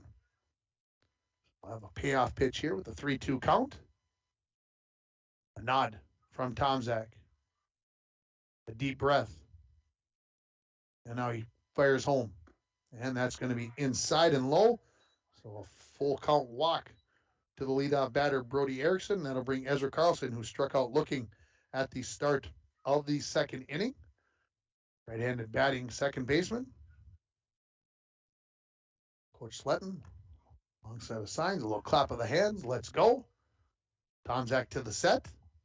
Again, we're in the fourth inning here, tied at 2 on your Rainy River Community College scoreboard. Tallmadge a little peek over at first. Not a big lead. Here's the ball pulled down the left field line and going to be well foul off the bat of Ezra Carlson, brought to you by Falls Lumber Company, 201 4th Street. What I like about that, I look out at the field and center fielder. He was after that ball just in case. He wasn't. He was heading and tracking that ball, moving on the hit. That's what you want out of your players on a hit ball. Here comes the 0-1 to Carlson. Curve ball called strike. So 0-2. Now here to Ezra Carlson. As I mentioned, he struck out in the second inning. Brody Erickson not getting a big lead over there at first. The 0-2. Little flare down the right field line. That's going to fall in for a single in front of the right fielder, Owen Worley. He gets to the ball, and moving up 90 feet is Brody Erickson. So a little flare there off to right field, off the end of the bat for Ezra Carlson. And when he bounces that kid on his knee someday, it was a hard single to right field. It was just the way he wanted it to be. Here comes Weston Smith. He struck out in the second inning. So runners on first and second, nobody out in this top of the fourth inning. So the Titans with another threat here after they scored their 2 runs in the top of the third inning. Jet looks in at Carlson. He has the sign. Looks back at second. Bunt shown. Bunt popped up in the air towards me, and it's a foul ball brought to you by Falls Lumber Company, 201 4th Street. Next week, another busy week. Bronco baseball on Tuesday. Bronco softball Wednesday. We'll have Bronco and Viking baseball on Thursday, and we'll have Viking and Trojan softball on Friday, and then a doubleheader of Bronco baseball on Saturday. So 5 games next week for you on K104. Here comes the 0-1 to Weston Smith. Bunt. This one is in fair territory. Spins a little bit. Tallmadge gets up, throws it away down the right field line. Coming home to score is going to be Brody Erickson. Coming home and rounding third is going to be Ezra Carlson. He will score, and standing on second base is going to be Weston Smith, and the Titans now lead the game by a score of 4-2. That ball had a lot of backspin off the bunt there by Weston Smith, and when Jet got to it, he maybe rushed the throw a little bit and just kind of airmailed it over the head of Gavin Lovelace all the way down the right field line. That allowed the 2 runs to score, and Greenway Nashwauk Keewatin leads it 4-2. Here comes Derek Gibo, the pitcher. He grounded out to the pitcher, Jet Tallmadge, back in the second inning as the Titans went 1-2-3 in that inning. First pitch. Swing and a miss. So still nobody out here in the top of the fourth inning. The Titans, again, 2 runs across to lead it 4-2 after a walk, a single, and the error on the throw. The 0-1. Swung on. Center fielder coming in. Thompson racing in. He gets there with a lot of time to spare. Good speed out there in center field as he retires Gibo for the first out of the top of the fourth inning. Here comes Connor Perriman. He got an error on Thompson out in center field, at least according to the guys to my left. I listened to him, folks, And then Perriman scored later on the first run of the ball game for GNK. So now 1 out. Tomzak in the stretch here. Gets to the set. Well, peek back at second, really not holding on the runner. Called strike down low. Weston Smith at second base there, and neither the second baseman or the shortstop for the Broncos now Alex Larson's going to take a couple steps over there, kind of in like, I'm going to keep you a little closer with the right-handed batting Perriman. Pitch on the way, down in the dirt. Brody Carlson, awesome job behind the dish, keeping that one from going to the backstop, because that one was over in the left-hand batter's box, and he dove over, slid the body in front, didn't try to backhand it, and great job there by number 24. Keeping the runner at second base. The count moves to 1-1 with that pitch. Tomzak delivers. Just a bit high. Good spot there on 1-1. 3 Ks, couple of walks for Jet now through 3 and a third innings. He's given up just 2 hits. 3 Bronco errors. Has not helped the Bronco cause here. The 2-1 curveball called strike. 2-2. The count here. Of course, a strikeout. Man, would that help out with the way this inning played here with no force with the runner at second base. Make things a whole lot easier for the Broncos in the field. The 2-2 from Tomzak. Foul ball. Brought to you by Falls Lumber Company, 201 4th Street.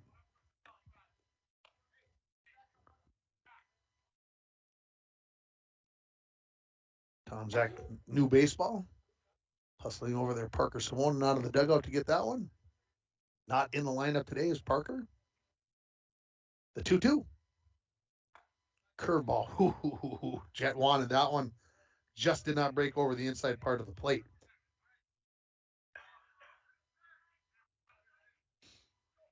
Weston Smith, the runner at second base. Connor Perriman, the batter for the Titans. The 3-2 pitch from Jet Tomzak. Up high. Just didn't bend over enough on that follow through to bring that one down into the strike zone. And here comes the top of the order and Ethan Ambule. A single and a walk, a couple of stolen bases, and a run scored for the leadoff batter for the Titans. With runners at first and second now. The only nice news out of that, you put the force back in play with that walk, with runners at first and second. Infield fly rule is in effect. First pitch to Ambule. Swung on, popped up. This is short right field. Going back is Alex Larson. He is not going to come up with the catch. It hits him in the glove. He needs to throw to second. If he can come up with it cleanly, Berger cannot. And that is going to allow the runner to advance from first to second, as Perriman he couldn't leave first base very far, and he's able to get in there. And so we'll give the error on that play. And the runners now on each bag here for the Titans as they look to break this game open. 4-2, they lead it. And a hit here by Matthias Neumeyer could go a long way. He struck out and reached on an error in this ball game. So again, 1 out with the bases loaded. Smith at third base, Perriman at second base, Ambule at first base. The first pitch to Neumeyer. Swung on. 1 hopper to Joslin. He throws home to get the force out at home. And Joslin picked up that ball. He knew exactly where he was going. He wasn't thinking about, well, should I go to third? Do I have time? Should I run back? Should I try to get a double play? In his mind, he was going home. He executed that. He gets the force out of Smith at home for the second out. And now comes up Carter Klein with the bases still loaded, but 2 outs. Klein, a couple of flyouts, 1 to center and 1 to right field so far in this game. The first pitch to him. Breaking pitch in for a called strike. 8th batter to come to the plate for GNK in this top of the 4th inning, as they've broken a 2-2 tie, and they lead it 4-2 on your Rainy River Community College scoreboard. Tomzak to the set. Comes home. Swing at a pitch down in the dirt, so now 0-2 the count to Carter Klein. When I asked Coach of the Titans before the game, I said, which guy would you look to, Ambule or Klein? Big situation here, 0-2, bases loaded. Curveball. That ball is going to be a fair ball. Holy smokes. That ball looked like it maybe hit right on the line or maybe just outside of the line. Jocelyn missed it, and it goes right over the top of the bag in fair territory, and it is going to be, I'm going to have to give that an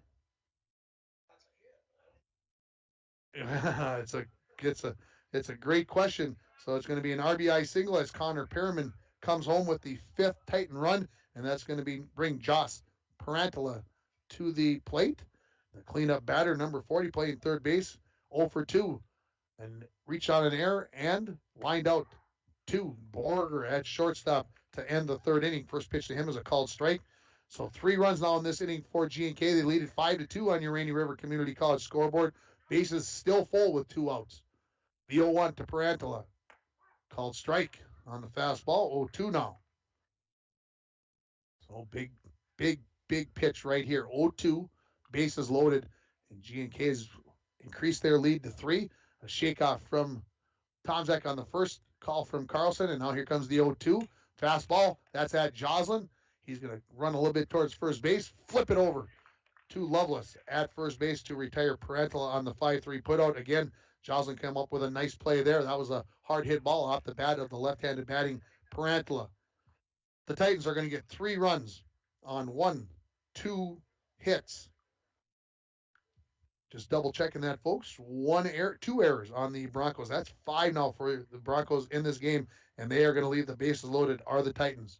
We're halfway through this baseball game. The score, G&K 5, International Falls 2. You are listening to Bronco Baseball on K104 and online at rjbroadcasting.com, and you're watching it on yourliveevent.com.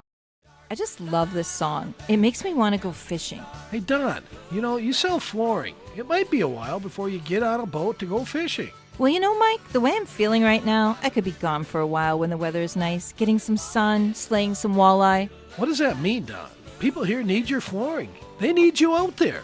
Hey, then come and get your flooring and tile now before I'm a castaway on that fishing boat. Get a hold of Don over at Studio B Flooring, 218-240-5599.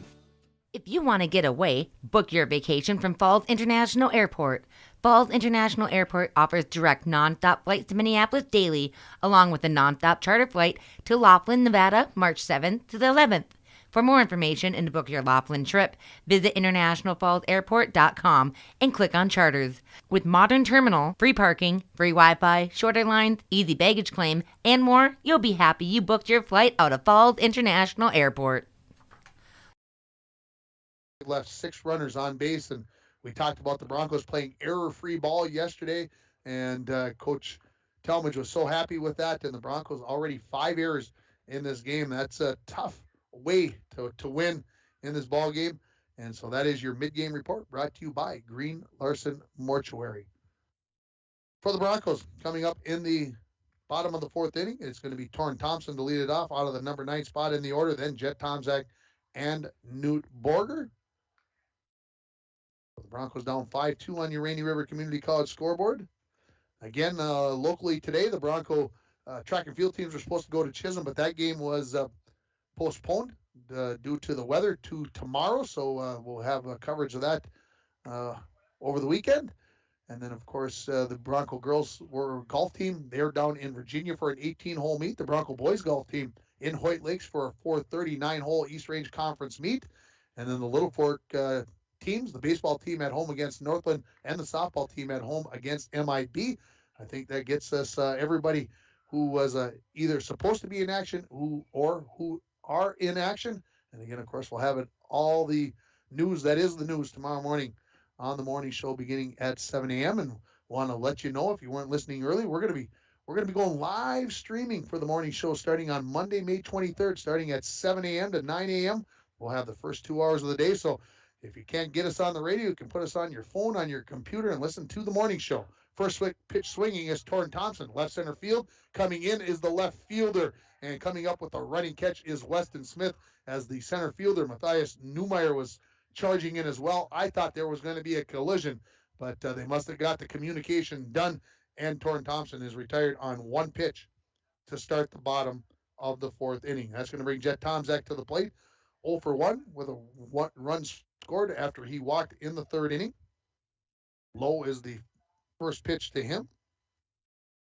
Broncos trailing it 5-2. We went scoreless through the first 2 innings, and then GNK 2 in the third, 3 in the fourth. The Broncos obviously got their 2 in the third. Here's a ball ripped down the left field line, and if this is fair, this is going to be extra bases as chasing it down is Weston Smith. He got there in a hurry. Here comes the throw, and it will not be in time, and it is a stand-up double for Jet Tomczak with 1 out. Here comes Newt Borger. Single and a walk so far in this game. He scored and had an RBI as well, so a good start here for the shortstop, the senior Newt Borger. So Jet Tomczak getting some instructions from head coach Phil Tallmadge verbally. Now the set of signs. I don't think we're going to see a sacrifice here. Down 3 runs with 1 out. Jibo. Not Jibo. I got to get that straight because there was a pitching change. This is up high. And pitching now here is number 21, who was Carter Klein, the shortstop. I thought he should look familiar. So Klein, I thought about it, but then I had to get to that mid-game report and then lost my thought. Here comes the 1-0. To Borger. No, it's going to be a turnaround and keep the runner Jet Tomczak close. And it looks like to me that Jibo has just moved to shortstop, so they'll just switch spots. Do Klein and Jibo. Ball swung on and missed, and going to get out of the glove of Ambule, and sprinting down to third base is going to be Jet Tomczak. So just 90 feet away with 1 out here now is Jet Tomczak with a chance to score a run here for the Falls in this bottom of the 4th inning. 1-1 the count to Borger.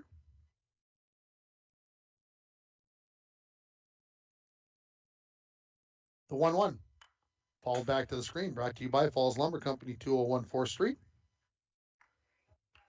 Just underneath that one a bit.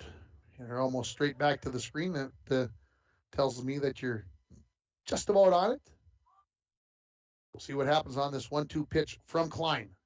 Curveball. Called strike 3. It's going to get away from the catcher Ambule. And now the throw down to first base. Caught by Erickson there. And Tomczak just had to wait to see what the catcher Ambule was going to do. And so the strikeout. And then the throw down on the 2-3 put out for the second out. As Ambule couldn't quite come up with that breaking pitch on the inside corner. And then they had to throw it down. Here comes Cody Joslin, a single and a ground out so far in this game. 2 outs now. Here in the bottom of the 4th inning, Broncos down 5-2 on your Rainy River Community College scoreboard. There's a called strike to Joslin. So if you look to the south, towards Rainy River Community College where I'm looking, it is dark to the south of us. If you look to the west, sunshine. That's what we've got here at Sheila Field, the 0-1. Just missed, and the dugout for GNK says that's a nice shot, that's a good spot, but didn't get the call from the umpire. It's 1-1 now. As I look down the third base line, there's somebody warming up for the Broncos. Can't quite tell. They've got a jacket on. This pitch is going to get away from the catcher Ambule and sliding in head first and scoring a little bounce there by Jet Tomczak, but he gets the run across, and the Broncos cut into that deficit now, trailing by a score of 5-3. Looks like Parker Servonen throwing left-handed out there. Can't quite tell, but that's kind of who it looks like to me. And I'm getting a head nod, so I'm thinking maybe I'm feeling that the right way. So 2 outs here. Here comes the 2-1-2 Joslin with nobody on, up high. So 3-1 the count to Cody, trying to get something going here again as the bases are empty now with 2 outs in the bottom of the 4th. 3-1. Swung on, followed right back towards me into the fence. Brought to you by Falls Lumber Company, 201 4th Street. Makes the count full. Again, I think Mike and I are going to officially miss workout tonight. The 3-2 bounces in, and there's a walk. So new base runners here, and we're going to get the clean. Now delivers way high all the way to the backstop, and Joslin will jog down to second base. So base knock, good opportunity for the Broncos to cut the deficit from 2-1 if Joslin can come across and score. Worley, again, in his last 4 at-bats, has 3 singles, 3 RBIs. So right now, swinging a hot stick. Here's a ball ripped into center field towards the center fielder, Newmeyer. Joslin is going to come around third and wisely heading back to third base, as that was a nice throw in by Newmeyer, cut off by the first baseman, Brody Erickson, and now runners at the corner. So in the last 5 at-bats for Owen Worley, he's got 4 singles. Came up a little short of an RBI, but wise choice by Cody Joslin to stay right there. So now with 2 outs, runners at the corners, here comes Gavin Lovis, a strikeout and a single so far in this game. Broncos still trailing 5-3 on your Rainy River Community College scoreboard. Carter Klein looks over at first, looks at third, looks back at first again. Now to the set. Worley took a little step off and just got in, and Erickson was convinced that he tagged him out. I'm pretty sure that he was out as well, but the umpire who's standing over by second base says you're safe, and that's the only call. That's the only thought that matters out there. So Worley tried to get a little bit out there, and Klein with a bullet over to first base to Erickson. It was a bang-bang play. First pitch to Lovelace. Great at Erickson, a big one-hopper at first base. He saunters over and steps on first base to retire the Broncos. They get a run back on 2 hits. No errors, and they're going to leave 2 runners on base.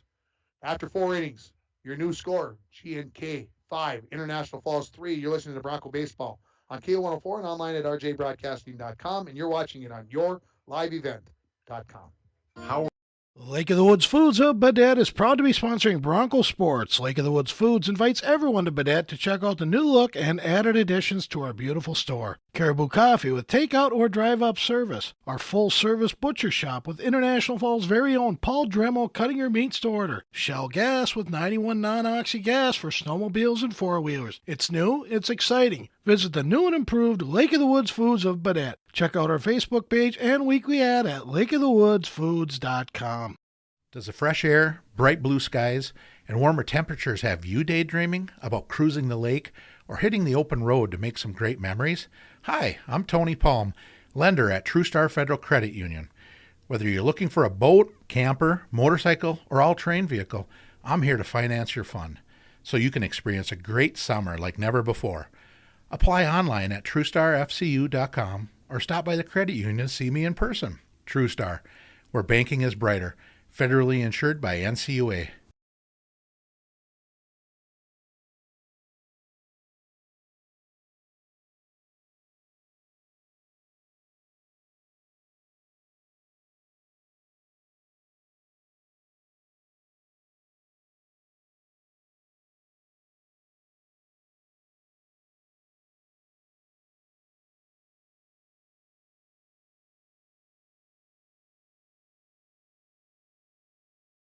Inning here as we get the GNK Titans coming to the plate.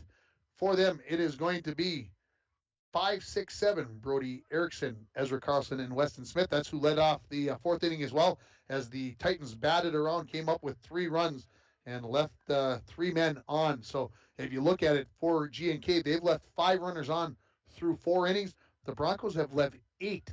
That averages out to 2 runners per inning that the Broncos have left on base. They trail it 5-3 as Erickson steps in, a ground out and a walk, and a run scored in this game for Erickson. First pitch, outside.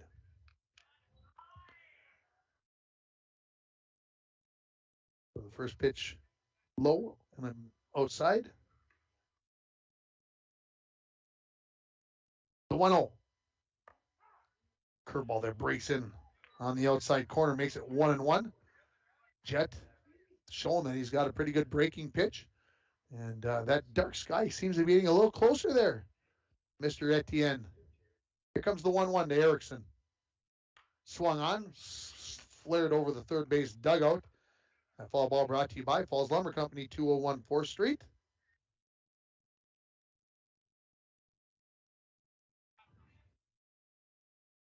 I got a text message that I'm trying to go through my mind on what's happening. So if I'm pausing, I'm thinking hard. 1-2, swing and a miss, strike 3 on Brody Erickson for the first out. Here comes Ezra Carlson, a single and a strikeout for Ezra so far in this game. Trying to think if that was referencing somebody who might score the first run, but I don't think that the text message means that. Hopefully I'll have more of that coming up. Could it have something to do with fishing? I'm curious. First pitch to Carlson. Called strike on the curveball. Sorry to take you people off task. I apologize for that. And the Vikings will be playing the Packers in week 1. Does that matter? Of course it matters. It's all about the football, baby. Here's the 0-1. Foul ball off of Brody Carlson back to the screen. Brought to you by Falls Lumber Company, 201 4th Street. Mike says it's all about the ching. So we got to make sure football and ching, they kind of go together, don't they? Play football, you make ching. That's how that operates. Here comes the 0-2. Swung on into right field. Going back and catching that. And that is not Worley out there anymore. Turn around for me so I can see your number, because that is not Owen Worley. That is Parker Olson, right? Number 17? All right. Mike says he meant to tell me that, but I forgot to tell you. Well, thanks, Mike. So the second out on the fly ball out to Parker Olson out in right field. Here comes Weston Smith. Reached on the throwing error by Jet Tomczak on the bunt attempt back in the 4th inning. He also struck out. First pitch to him is a called strike. The 0-1. Jet trying to put a little extra on that one, looking for his second 1-2-3 inning. Got one of those back in the second. And, of course, I'd love to get those bats back out there as the Broncos threatened in that bottom of the 4th inning, but came up with just 1 run. A little bit low, a little bit in, makes the count 2-1. Again, nobody on. 2 outs here, top of the 5th inning. 5-3, G&K leads the Broncos here in high school baseball. The 2-1. There's a curveball that just missed. And when that ball came out of the hand of Tomczak, makes it 3-1 count. I thought it was going to hit Weston Smith. That's how much that ball broke, because it came across and was almost a called strike. Good bend on that curve. The 3-1. Swung on, flare into right field. Parker Olson on the run, settles underneath it, comes up with the catch to retire Weston Smith. So it is a 1-2-3 inning for Jet Tomczak as he comes up with a strikeout and 2 flyouts to the right fielder, Parker Olson. Going to the bottom of the 5th inning. Your score, G&K 5, International Falls 3. You're listening to high school baseball on K104 and RJBroadcasting.com, and you're watching it on yourliveevent.com. At Packaging Corporation of America, we're proud to sustainably manufacture America's top-selling brand of paper right here at our International Falls mill. PCA is committed to U.S. manufacturing, environmental excellence, and providing great support to the many events that make our community unique, including the International Falls Bass Championship. At Packaging Corporation of America, we make more than paper. We make a difference. And we're back with breaking news. The new Coke Zero Sugar might be the best Coke ever. That's right, Jim. With an improved taste and 0 calories, make sure... Jim. Ooh, yes, this tastes like the best Coke ever to me. We're on the air. I need to try it first. With zero sugar and now even more delicious, it's the new Coca-Cola Zero Sugar, the best Coke ever. Find out for yourself. Power interruption can be scary. How long will you be without power? What will happen to the food in the fridge? But there is nothing to fear if you have the power you can trust with a standby generator fueled by Lakes Gas. A propane standby generator powered by Lakes Gas kicks on instantly after a power interruption and is so quiet that you won't worry about waking the neighbors. Lakes Gas, serving the Northland for 60 years. Visit our website at www.lakesgasco.com. Member FDIC. Welcome back to Sheila Field here, bottom of the 5th inning. Broncos bringing it up 6-7-8 in the batting order. Brody Carlson to lead it off, followed by Matt Worley and Alex Larson on the docket. 5-3, the Broncos trailing it. Carter Klein out for his 2nd inning of relief for the G&K Titans. Brody right now in the game, 1 for 2, a single and a fly out to the shortstop. He takes a swipe at the first ball, sends it right over the top of my head. And that foul ball brought to you by Falls Lumber Company, 201 4th Street. 0-1 the count here. Kleinen back in his first inning of relief had a strikeout and a walk and 16 pitches as he gave up 1 run to the Falls. There's a curveball swing and a miss. Brody waited back on it, just couldn't come up with the contact on that pitch. So 0-2 as the darkness starts to come in here. Get the lights turned on. The 0-2 curveball, swing and a miss, strike 3. So a 3-pitch strikeout for the second strikeout, for Klein. And I'm just watching the clouds, and it's kind of coming from that direction. So hopefully we're going to be able to get 7 innings in here. Mike's giving me that look like you're crazy. He's thinking about diving out and taking your cameras away if you're watching on your live event. I'll tackle him if he tries to do that. First pitch to Matt Worley is high. Worley in the ballgame 0 for 1. Sacrifice bunt in the second inning and reached on an error in the third inning. The 1-0 swung on, foul ball into the third base dugout. Ball nearly into the dugout, hit the post there. And so now I look down the third base line and I see Owen Worley is working on warming up down there. 1 out here, 1-1 the count. Curveball just outside.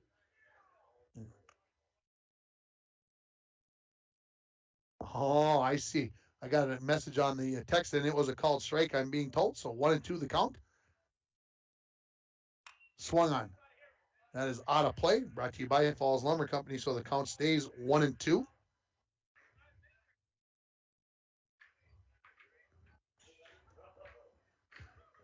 So ball coming in here a little bit late. So I got the text message, and we were talking about combined schools and everything else. And Glenn says you guys were talking about schools combining. Falls was all by themselves. When Max was in Little League, he said I had more Little Fork kids in Grand Rapids than I did Falls kids when they were playing 11U baseball. So yeah, Little Fork back in the old days when the two towns took the Little League teams together.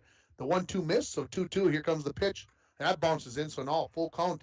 Too early, so nothing more than that. And yeah, you never know what we might get. Glenn Marcotte listening. Yeah, it's a little teaser out there. That was to get us to come back from the commercial. That's absolutely true. Here's the 3-2 to Worley. That nearly hit him, and he is on first base with a walk.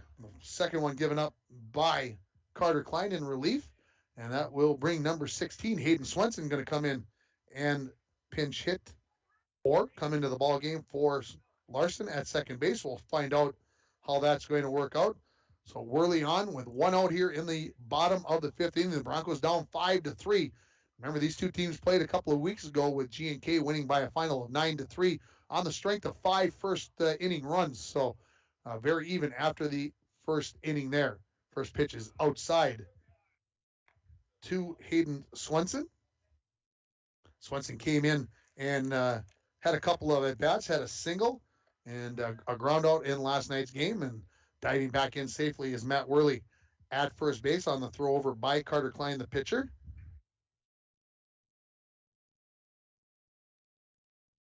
To the set is Klein. The 1-0 swung on, fouled back to the screen, brought to you by Falls Lumber Company.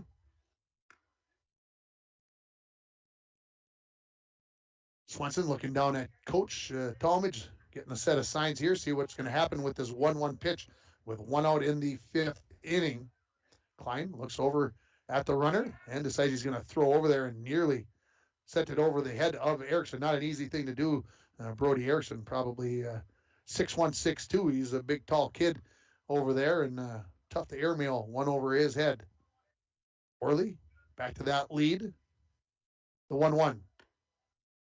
Good frame job there by Ambule, but does not get the call from the home plate umpire, as that one was just low out of the zone, and he was able to hold off on that with Swenson. And like I said, a good frame up into the strike zone there, but the call not made. Worley on a 3-step lead over at first base. Now the delivery home. Swung on, fouled back to the screen. Brought to you by Falls Lumber Company, 201 4th Street. Doubleheader tomorrow. Bronco baseball on the air. 12:40 pregame for game number 1. Pregame for game number 2 at 4:10 as the Broncos take on Mountain Iron Buell and Hibbing tomorrow. That first game, a makeup of the rainout from Monday. The 2-2 to Swenson. Swung on. A little flare into right field. That'll be a base knock for the 8th grader as he comes up with a single. So a walk and a single puts runners on first and second with 2 outs. And here comes Torrin Thompson to the plate. Torrin, the 9th grader, a ground out and a fly out. 1 out. There's 1 out. The first batter, Carlson, struck out. I thought you guys were giving me the okay sign. I'm like, what? Where are you guys talking about? So the Broncos with a chance here. 2 runners on. Those 2 runners could tie this game, and you can feel the temperature starting to adjust as Dwayne gets up. He's got the hands in the pockets trying to stay warm here. So you can imagine what it's like outside. The first pitch swung on down the left field line, but well foul. Thompson, I thought, had driven one down the line, maybe my first initial reaction, and I thought, man, that could be extra bases here for the freshman center fielder, but it was well foul. So it's just a long strike for Torrin Thompson. Klein the set, looks back at second, and he comes home up high. Thompson saw that one out of the hand of Klein, triggered a little bit like he thought that might drop in, but then saw that it wasn't and held off.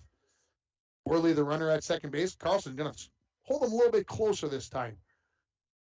As Klein looks back a couple of times and comes home. Swung on, ripped almost through the gate over by the third base dugout. So now Thompson behind in the count, 1-2. 2 strikeouts, 2 walks so far for Klein in an inning and a third of relief off of starter Derek Gibo. The 1-2. Curveball, swing and a miss, strike 3. That's just mean. That's just filthy. That's a good curveball. So here comes Jet Tomczak, 4th plate appearance. He's got a strikeout, a walk, and a double. Couple of runs scored. And this is a big spot right here with 2 runners on. And see if the senior leadoff batter can get something going here for the Falls in the bottom of the 5th. First pitch. Swung on, pulled down the left field line, and that's going to be foul by a good 15 feet. He saw one that he liked, but got out in front of it. And it's 0-1, and you can see Jet's like, yep. I may not get another one that good. And I got anxious on it and pulled it a little bit foul. So back to second base goes Matt Worley. Back to first base goes Hayden Swenson. Again, 2 outs here in the bottom of the 5th. Broncos trailing at 5-3 on your Rainy River Community College scoreboard. To the set is Klein. The 0-1. Called strike at the knees on the fastball.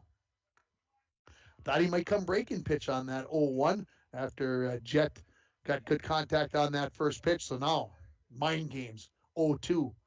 Curveball, fastball. Which one's coming? Klein ready. Fastball, down low.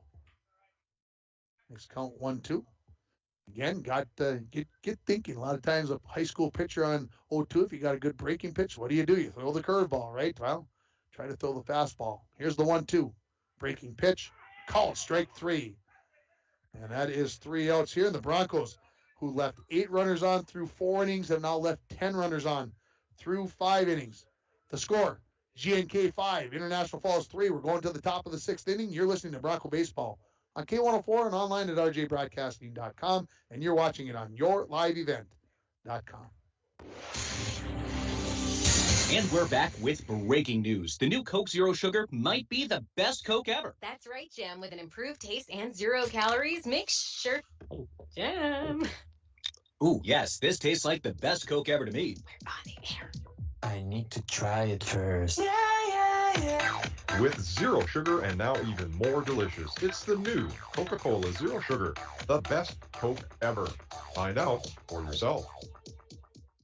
Edward Jones is a proud sponsor of Bronco Sports on K104. Call John Winkle or Eric Strand, financial advisors, at 283-6464 for all your investment needs. Edward Jones, member SIPC. Sensory sensitivity, repetitious behavior, lack of eye contact. You can see signs of autism in children as young as 18 months. Learn the signs at autismspeaks.org/signs. Brought to you by Autism Speaks and the Ad Council. Top of the 6th inning here at Sheila Field. Turn on the lights, everybody. And, it's getting pretty dark here.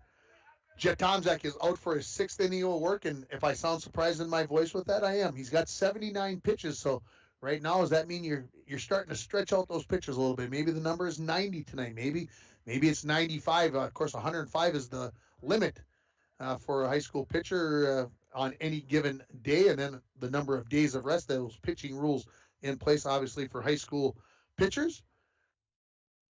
So as Tomzak gets his final warm-up toss there for the GNK Titans coming up, will be 8-9-1 in the batting order. Derek Gibo, the shortstop, leads it off, followed by Connor Perriman and Ethan Ambule.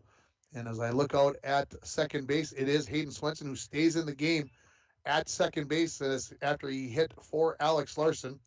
First pitch to Gibo, called strike. Gibo thus far in this game, a ground out to the pitcher and a fly out to center field, so 0 for 2. Left-handed batting shortstop, who was the starting pitcher. Next one, bounces in the dirt, so 1-1 the count. Again, all that forecasted rain stayed to the south of us earlier today. As we were looking at the radar, it looked like we were going to get smacked about noon, and it was going to rain for about 3 hours. And none of that happened, so we're happy to be able to bring you baseball. The 1-1 pitch bounces in and gets away from Carlson, so the count moves to 2-1. Mike Bolstead just told us he's turned weatherman. This is not missing us, everybody. So as you sit down to watch the Wild tonight or listen to the Wild on K104 at about 8:50, we'll have had some good rain by then, according to weatherman Mike Bolstead. The 2-1 swing and a miss. Either that or got a piece of that. And I'm almost afraid what I just saw out of the corner of my eye. I'm hoping that I did? Okay. I'm not going to say it out loud then, because that will put a stop to this ball game. The 2-2 from Tomzak to Gibo on the way. Curveball. Little flare. Shortstop coming in. He will come up with that with two hands. Does Newt Berger for the first out. That little humpback liner, as my good friend Sheldon Slaybaugh likes to call it. And here comes the right fielder, Connor Perriman. Perriman in this ball game reached on an error and walked. He's got 2 runs scored of the 5 for GNK. First pitch, curveball, towards first base. Gobbling it up, there's Loveless. He fires it over to Tomzak, underhanded, to get the out. So the 3-1 put out. You don't get to write those down every day, so take advantage when you can. So 2 outs here. Here comes the top of the order, Ethan Ambule. A single, a walk, and reached on an error. So he's been on base 3 times. And I got to answer this text message because it's asking me if we are coming to workout, and the answer is no. As our good friend Carrie Ganch looking to see if she could whoop us up tonight. I'm not getting out of here. We're only in the 6th inning, and we're not going to get out of here till 7:30 the way things are going. And so we got to answer that text message. 1-0, the first pitch to Ambule, got away from the catcher Carlson. Here comes a breaking pitch. That broke a little bit low. And Brody Carlson looks at his glove like, what's happening here? I'm not catching the ball right now. So 2-0 the count.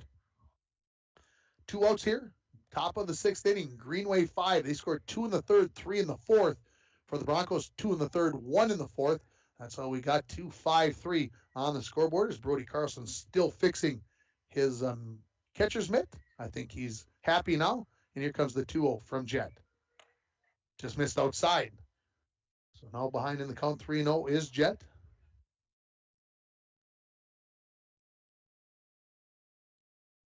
Jet the long look in. Now here comes the 3-0. Called strike.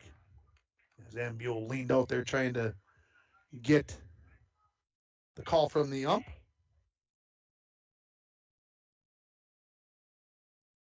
Here comes the 3-1. Curveball, called strike 2. That's, if you can throw that pitch on 3-1 for a strike, you do it. That's a big pitch right there. A lot of confidence from the senior Jet Tomzak. The 3-2, big pitch here. And Ambule says, I want time. I want to think about this one, as he goes all Bull Durham, thinking about it, maybe a little bit too much. Clear the thoughts. Step back in. And so here we go. Tomzak, what's he going to throw 3-2? If he threw curveball 3-1, will he throw curveball on 3-2? No, fastball down in the dirt. Swing and a miss. Ambule will have to run down to first, and unable to come up with it was Gavin Lovelace. Brody Carlson, that pitch was down in the dirt, and not that he couldn't field it, it just bounced in, got the swing and the miss. Carlson just couldn't quite find it quickly enough, and then the throw down, unable to come up with it at first base, was Gavin Lovelace. So the strikeout with the error, and that puts the runner on here. So now here comes Matthias Newmeyer. A strikeout, reached on an error, and a fielder's choice. So officially 0 for 3 in this ball game is the center fielder. Runner going, throw down to second base, not going to be in time. Easy stolen base for Ethan Ambule. So now he's in scoring position with a chance to give the Titans a 3-run lead on a base hit.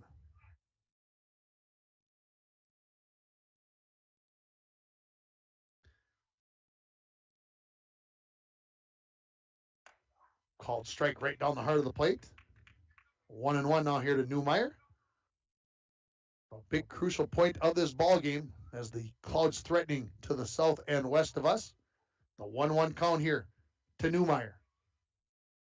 Swung on, followed up, back out of play. That foul ball brought to you by Falls Lumber Company, 201 4th Street.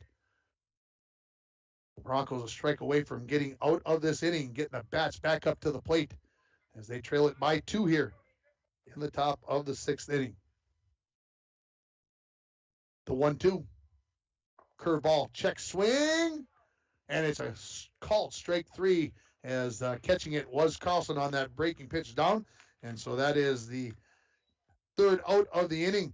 The third out. Well, kind of the fourth out because there were 2 strikeouts in that inning, but one only registered and out. But we head to the bottom of the 6th inning as G&K maintains a 5-3 lead. You're listening to Bronco Baseball on K104 and rjbroadcasting.com, and you're watching it on yourliveevent.com.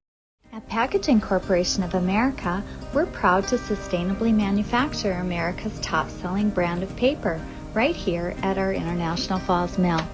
PCA is committed to U.S. manufacturing, environmental excellence, and providing great support to the many events that make our community unique, including the International Falls Bass Championship.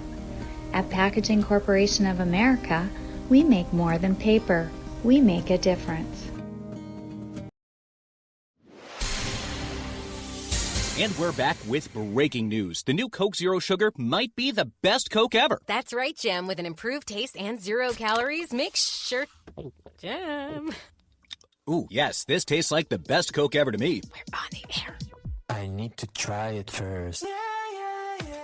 With zero sugar and now even more delicious, it's the new Coca-Cola Zero Sugar, the best Coke ever.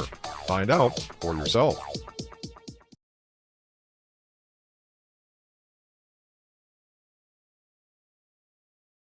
I should have not hit the button there, and let's see. The LBF softball team up 10-9 in the bottom of the 6th inning with a little bit of rain down there, so maybe the Viking softball team going to come up with a win there tonight as they play Mountain Iron Buell at home. And if it's raining in Little Fork, that's to the south and west of us, and the umpires are going to get together and talk with the coaches and just say, hey, what's going on? Let's make sure that we're all on the same page, that we all agree. The Broncos come up in the bottom of the 6th inning here, trailing by 2 runs, 2, 3, 4 in the batting order. Newt Borger, Cody Joslin, and Owen Worley scheduled to bat. And again, we'll try to keep our eyes on the sky as well here, because as much as I want this game to get played to a completion, the last thing we want anything to happen here to anybody standing out in the field. So as we get to the bottom of the 6th inning started here again, Newt Borger comes up, a walk, a single, and a strikeout thus far in the game for Newt. Klein, the first pitch on the way on the bottom of the 6th, curveball called strike. Newt Borger, you don't want to swing at that pitch anyway. That's a pitcher's pitch, and on first pitch, you just let that one go.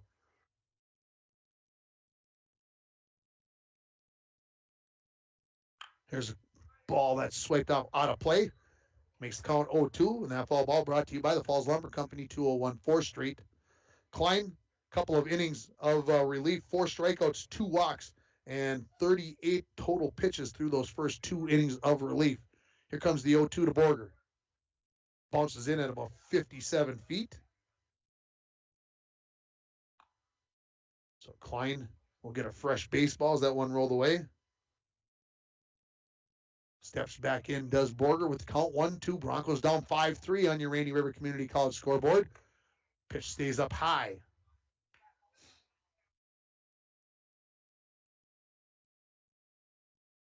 Klein waits for Borger to get back in. Now we're ready. Here comes the 2-2. Call strike 3 at the knees. So that is the 5th strikeout for Klein through 2 1/3 innings. So that's 7 outs, and 5 of them are come via the strike.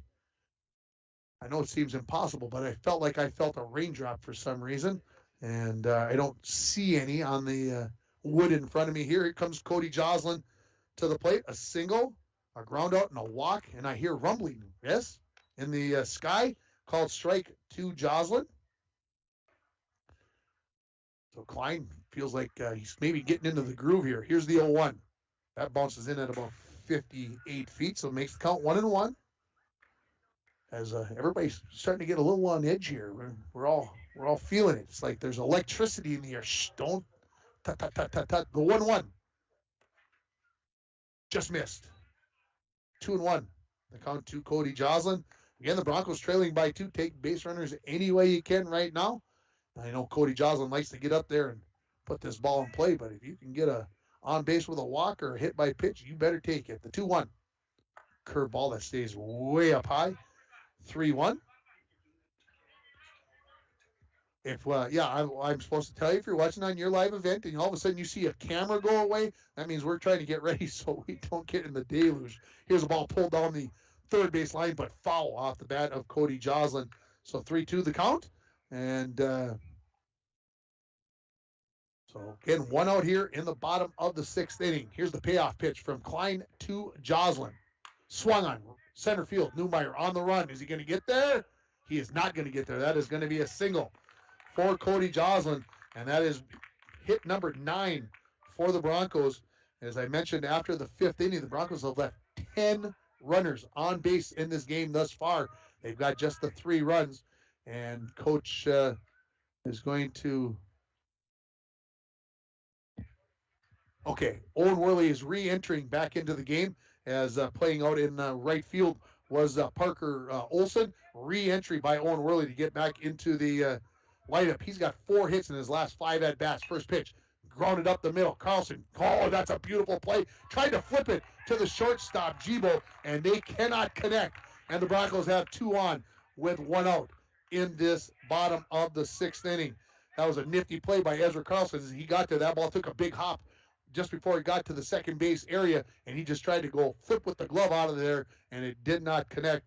And so now 2 runners on here for the Broncos with 1 out. Here comes Gavin Lovelace, 1 for 3 on the day. A strikeout, a single, and a ground out.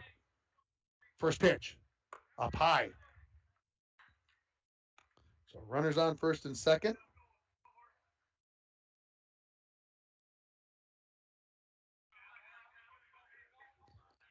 The 1-0 to the left-handed batting first baseman. Swung on. Ball tipped into the mid. 1-1 now the count on Gavin Lovelace. Again, a little flicker out in the distance I saw. Let's hope that goes to the south of us and stays away from us here in this 5-3 baseball game. The 1-1, and the pitcher, Carter Klein, tried to throw it back to keep the runner, Cody Joslin, close at second base. Him and the shortstop, Klein and Jibo, not on the same page, and it's thrown into center field, and everybody moves up 90 feet. Klein wanted to throw that to the second base bag, but Jibo was standing still back in the normal shortstop position, and so now 2 runners in scoring position for Gavin Lovelace, the 1-1. Up high, nearly sent it to the backstop. And that power in the air, getting closer. Pretty good flash out there over the top of the old mall. 2-1. Swung on, fouled over my head. Brought to you by Falls Lumber Company, 201 4th Street. I have a camera behind me, so that must mean that there's like one less camera. We'll try to do the best we can with that one camera. The count 2-2 here now with 1 out in the bottom of the 6th inning. Broncos trailing at 5-3. The 2-2 to Lovelace. Oh, and Ambule wanted that one. He goes all the way from a squat to a stand to a squat saying, I want that call. He's not going to get it. It is a full count. That was close, folks. Tough one to take, but now it's a full count to the senior first baseman. The 3-2. swung on down the left field line, and the left fielder playing close to the line, the tag, and coming home to score the run is Cody Joslin. So the sacrifice fly on the RBI to the left fielder, Weston Smith. And the Broncos within one at 5-4, but now 2 outs. As here comes Brody Carlson. And I'm going to say this, folks. No, whatever intent. Why was Weston Smith playing so close to the left field line with a left-handed batting Loveless? I'm not sure, but man, he was playing it perfectly as he caught that ball near the foul line. Here comes the throw back to second base. It's going to go into center field, and Worley decides not to go. Ho, ho, ho, ho. Woo, he could have been picked off very easily if that ball would have been caught by Ezra Carlson, but fortunate for the Broncos that he wasn't tagged out, and fortunate for the Titans that not hustling down was Worley to third base. I thought maybe he could have made it there, but you make a snap decision, and I can't fault him for staying at second base with 2 outs. First pitch to Brody Carlson. Swung on, grounded towards the shortstop. He's got a long charge. Jibo turns up, fires, and he's going to get Brody Carlson by a step to end the threat for the Broncos in the bottom of the 6th inning. The Broncos get 1 run back on 1 hit, 1 error, 1 runner left on base. The umpires are getting together. There have been some major flashes to the west, and I think the coaches are going to get together. The umpires are going to get together, and they are going to, well, we're going to keep it right here, folks, in case this game is going to come to an end. The Bronco defense is coming out onto the field, and maybe they are discussing about keeping this game going, and we'll see what happens here as we just waited out here a second, folks. As coming out of the dugout is Ben Sletten, the coach for the Titans, and they're going to get together with umpire Babe Glumack and head coach Phil Tallmadge. And I'm going to keep it right here, folks. I hope you're all right with me blathering on for a minute or two while they sit here and talk and look at things. The Broncos are out onto the field, and it looks like they're going to let them play. Why don't we take a short break? We'll come back with more here. We're headed to the 7th inning. The score, GNK 5, International Falls 4. Don't go away, folks. We got the 7th inning coming up. You're listening to Bronco Baseball on K104 and RJBroadcasting.com, and you're watching it on the one camera for yourliveevent.com. Packaging Corporation of America, we make Boise brown paper with purpose. We understand our responsibility to the community, and we're honored to support the many needs and events occurring in Borderland. From providing donations to local schools and events, to supporting organizations meeting physical needs in our community, PCA does more than make paper. We make a difference. Well, about 4 seconds after I sent you the commercial, there was a bolt of lightning, and heading back to talk to me here is Dave Glumack, umpire, as he says we are going to take a 30-minute break. So, is that? Or was it? He wants to know what the radar shows now, is what he's saying. So, folks, the game right now is in pause for at least the next 30 minutes. And I don't believe I have the ability to be able to go to music on this, so we're going to just hang here for a second as Dwayne looks up the radar on his phone. The score right now, 5-4 GNK, 4-4 International Falls, headed to the 7th inning. And, of course, if we played enough of this baseball game where if this game was called due to lightning, and why don't you run that phone right down to him and let him take a look for himself. I'm suggesting Dwayne. Dwayne's going to take his phone down and show the umpire Babe Glumack his phone, show him that radar as they are going to make a decision here on this game. But the Broncos right now down 5-4. If this game is not to be resumed, it will be a final score, as GNK would win it by a final score of 5-4. I'm just looking at my stats here, trying to put some things together for you folks so that we can talk about a few things. And so in this game right now, if I'm looking at my stats correctly, and I need to go one more inning, folks, so let me give me a chance to do that if you will be patient enough. So right now here, the Greenway Nashwauk Titans, they've got 5 runs on 4 hits. The Broncos have had 6 errors in this ball game, and GNK's left 6 runners on base. Now, hear me on that again. 5 runs on 4 hits. The Broncos have had 6 errors. 4 runs on 9 hits for the Broncos. They've left 11 runners on base through 6 innings. They're bringing the tarp out, folks. I think this game, I don't think they're going to wait. Maybe they're anticipating that the rain is coming. They are going to wait 30 minutes. Okay, so I got to think about this, folks. Bear with me while I gather my thoughts. I think what we're going to end up doing here, folks, is we are going to play the out cue is what we're going to do. And then if we've got baseball, we'll come back on, and you can kind of follow along on our Facebook page, on the Bronco Facebook page, or the KGHS KSDM Facebook page. You can also follow along on the Falls Bronco Twitter or the KGHS KSDM Twitter site. So I think I have the ability to be able to shut it off and then turn it back on for the same game. We'll make sure that we are able to do that, but they are going to cover home plate.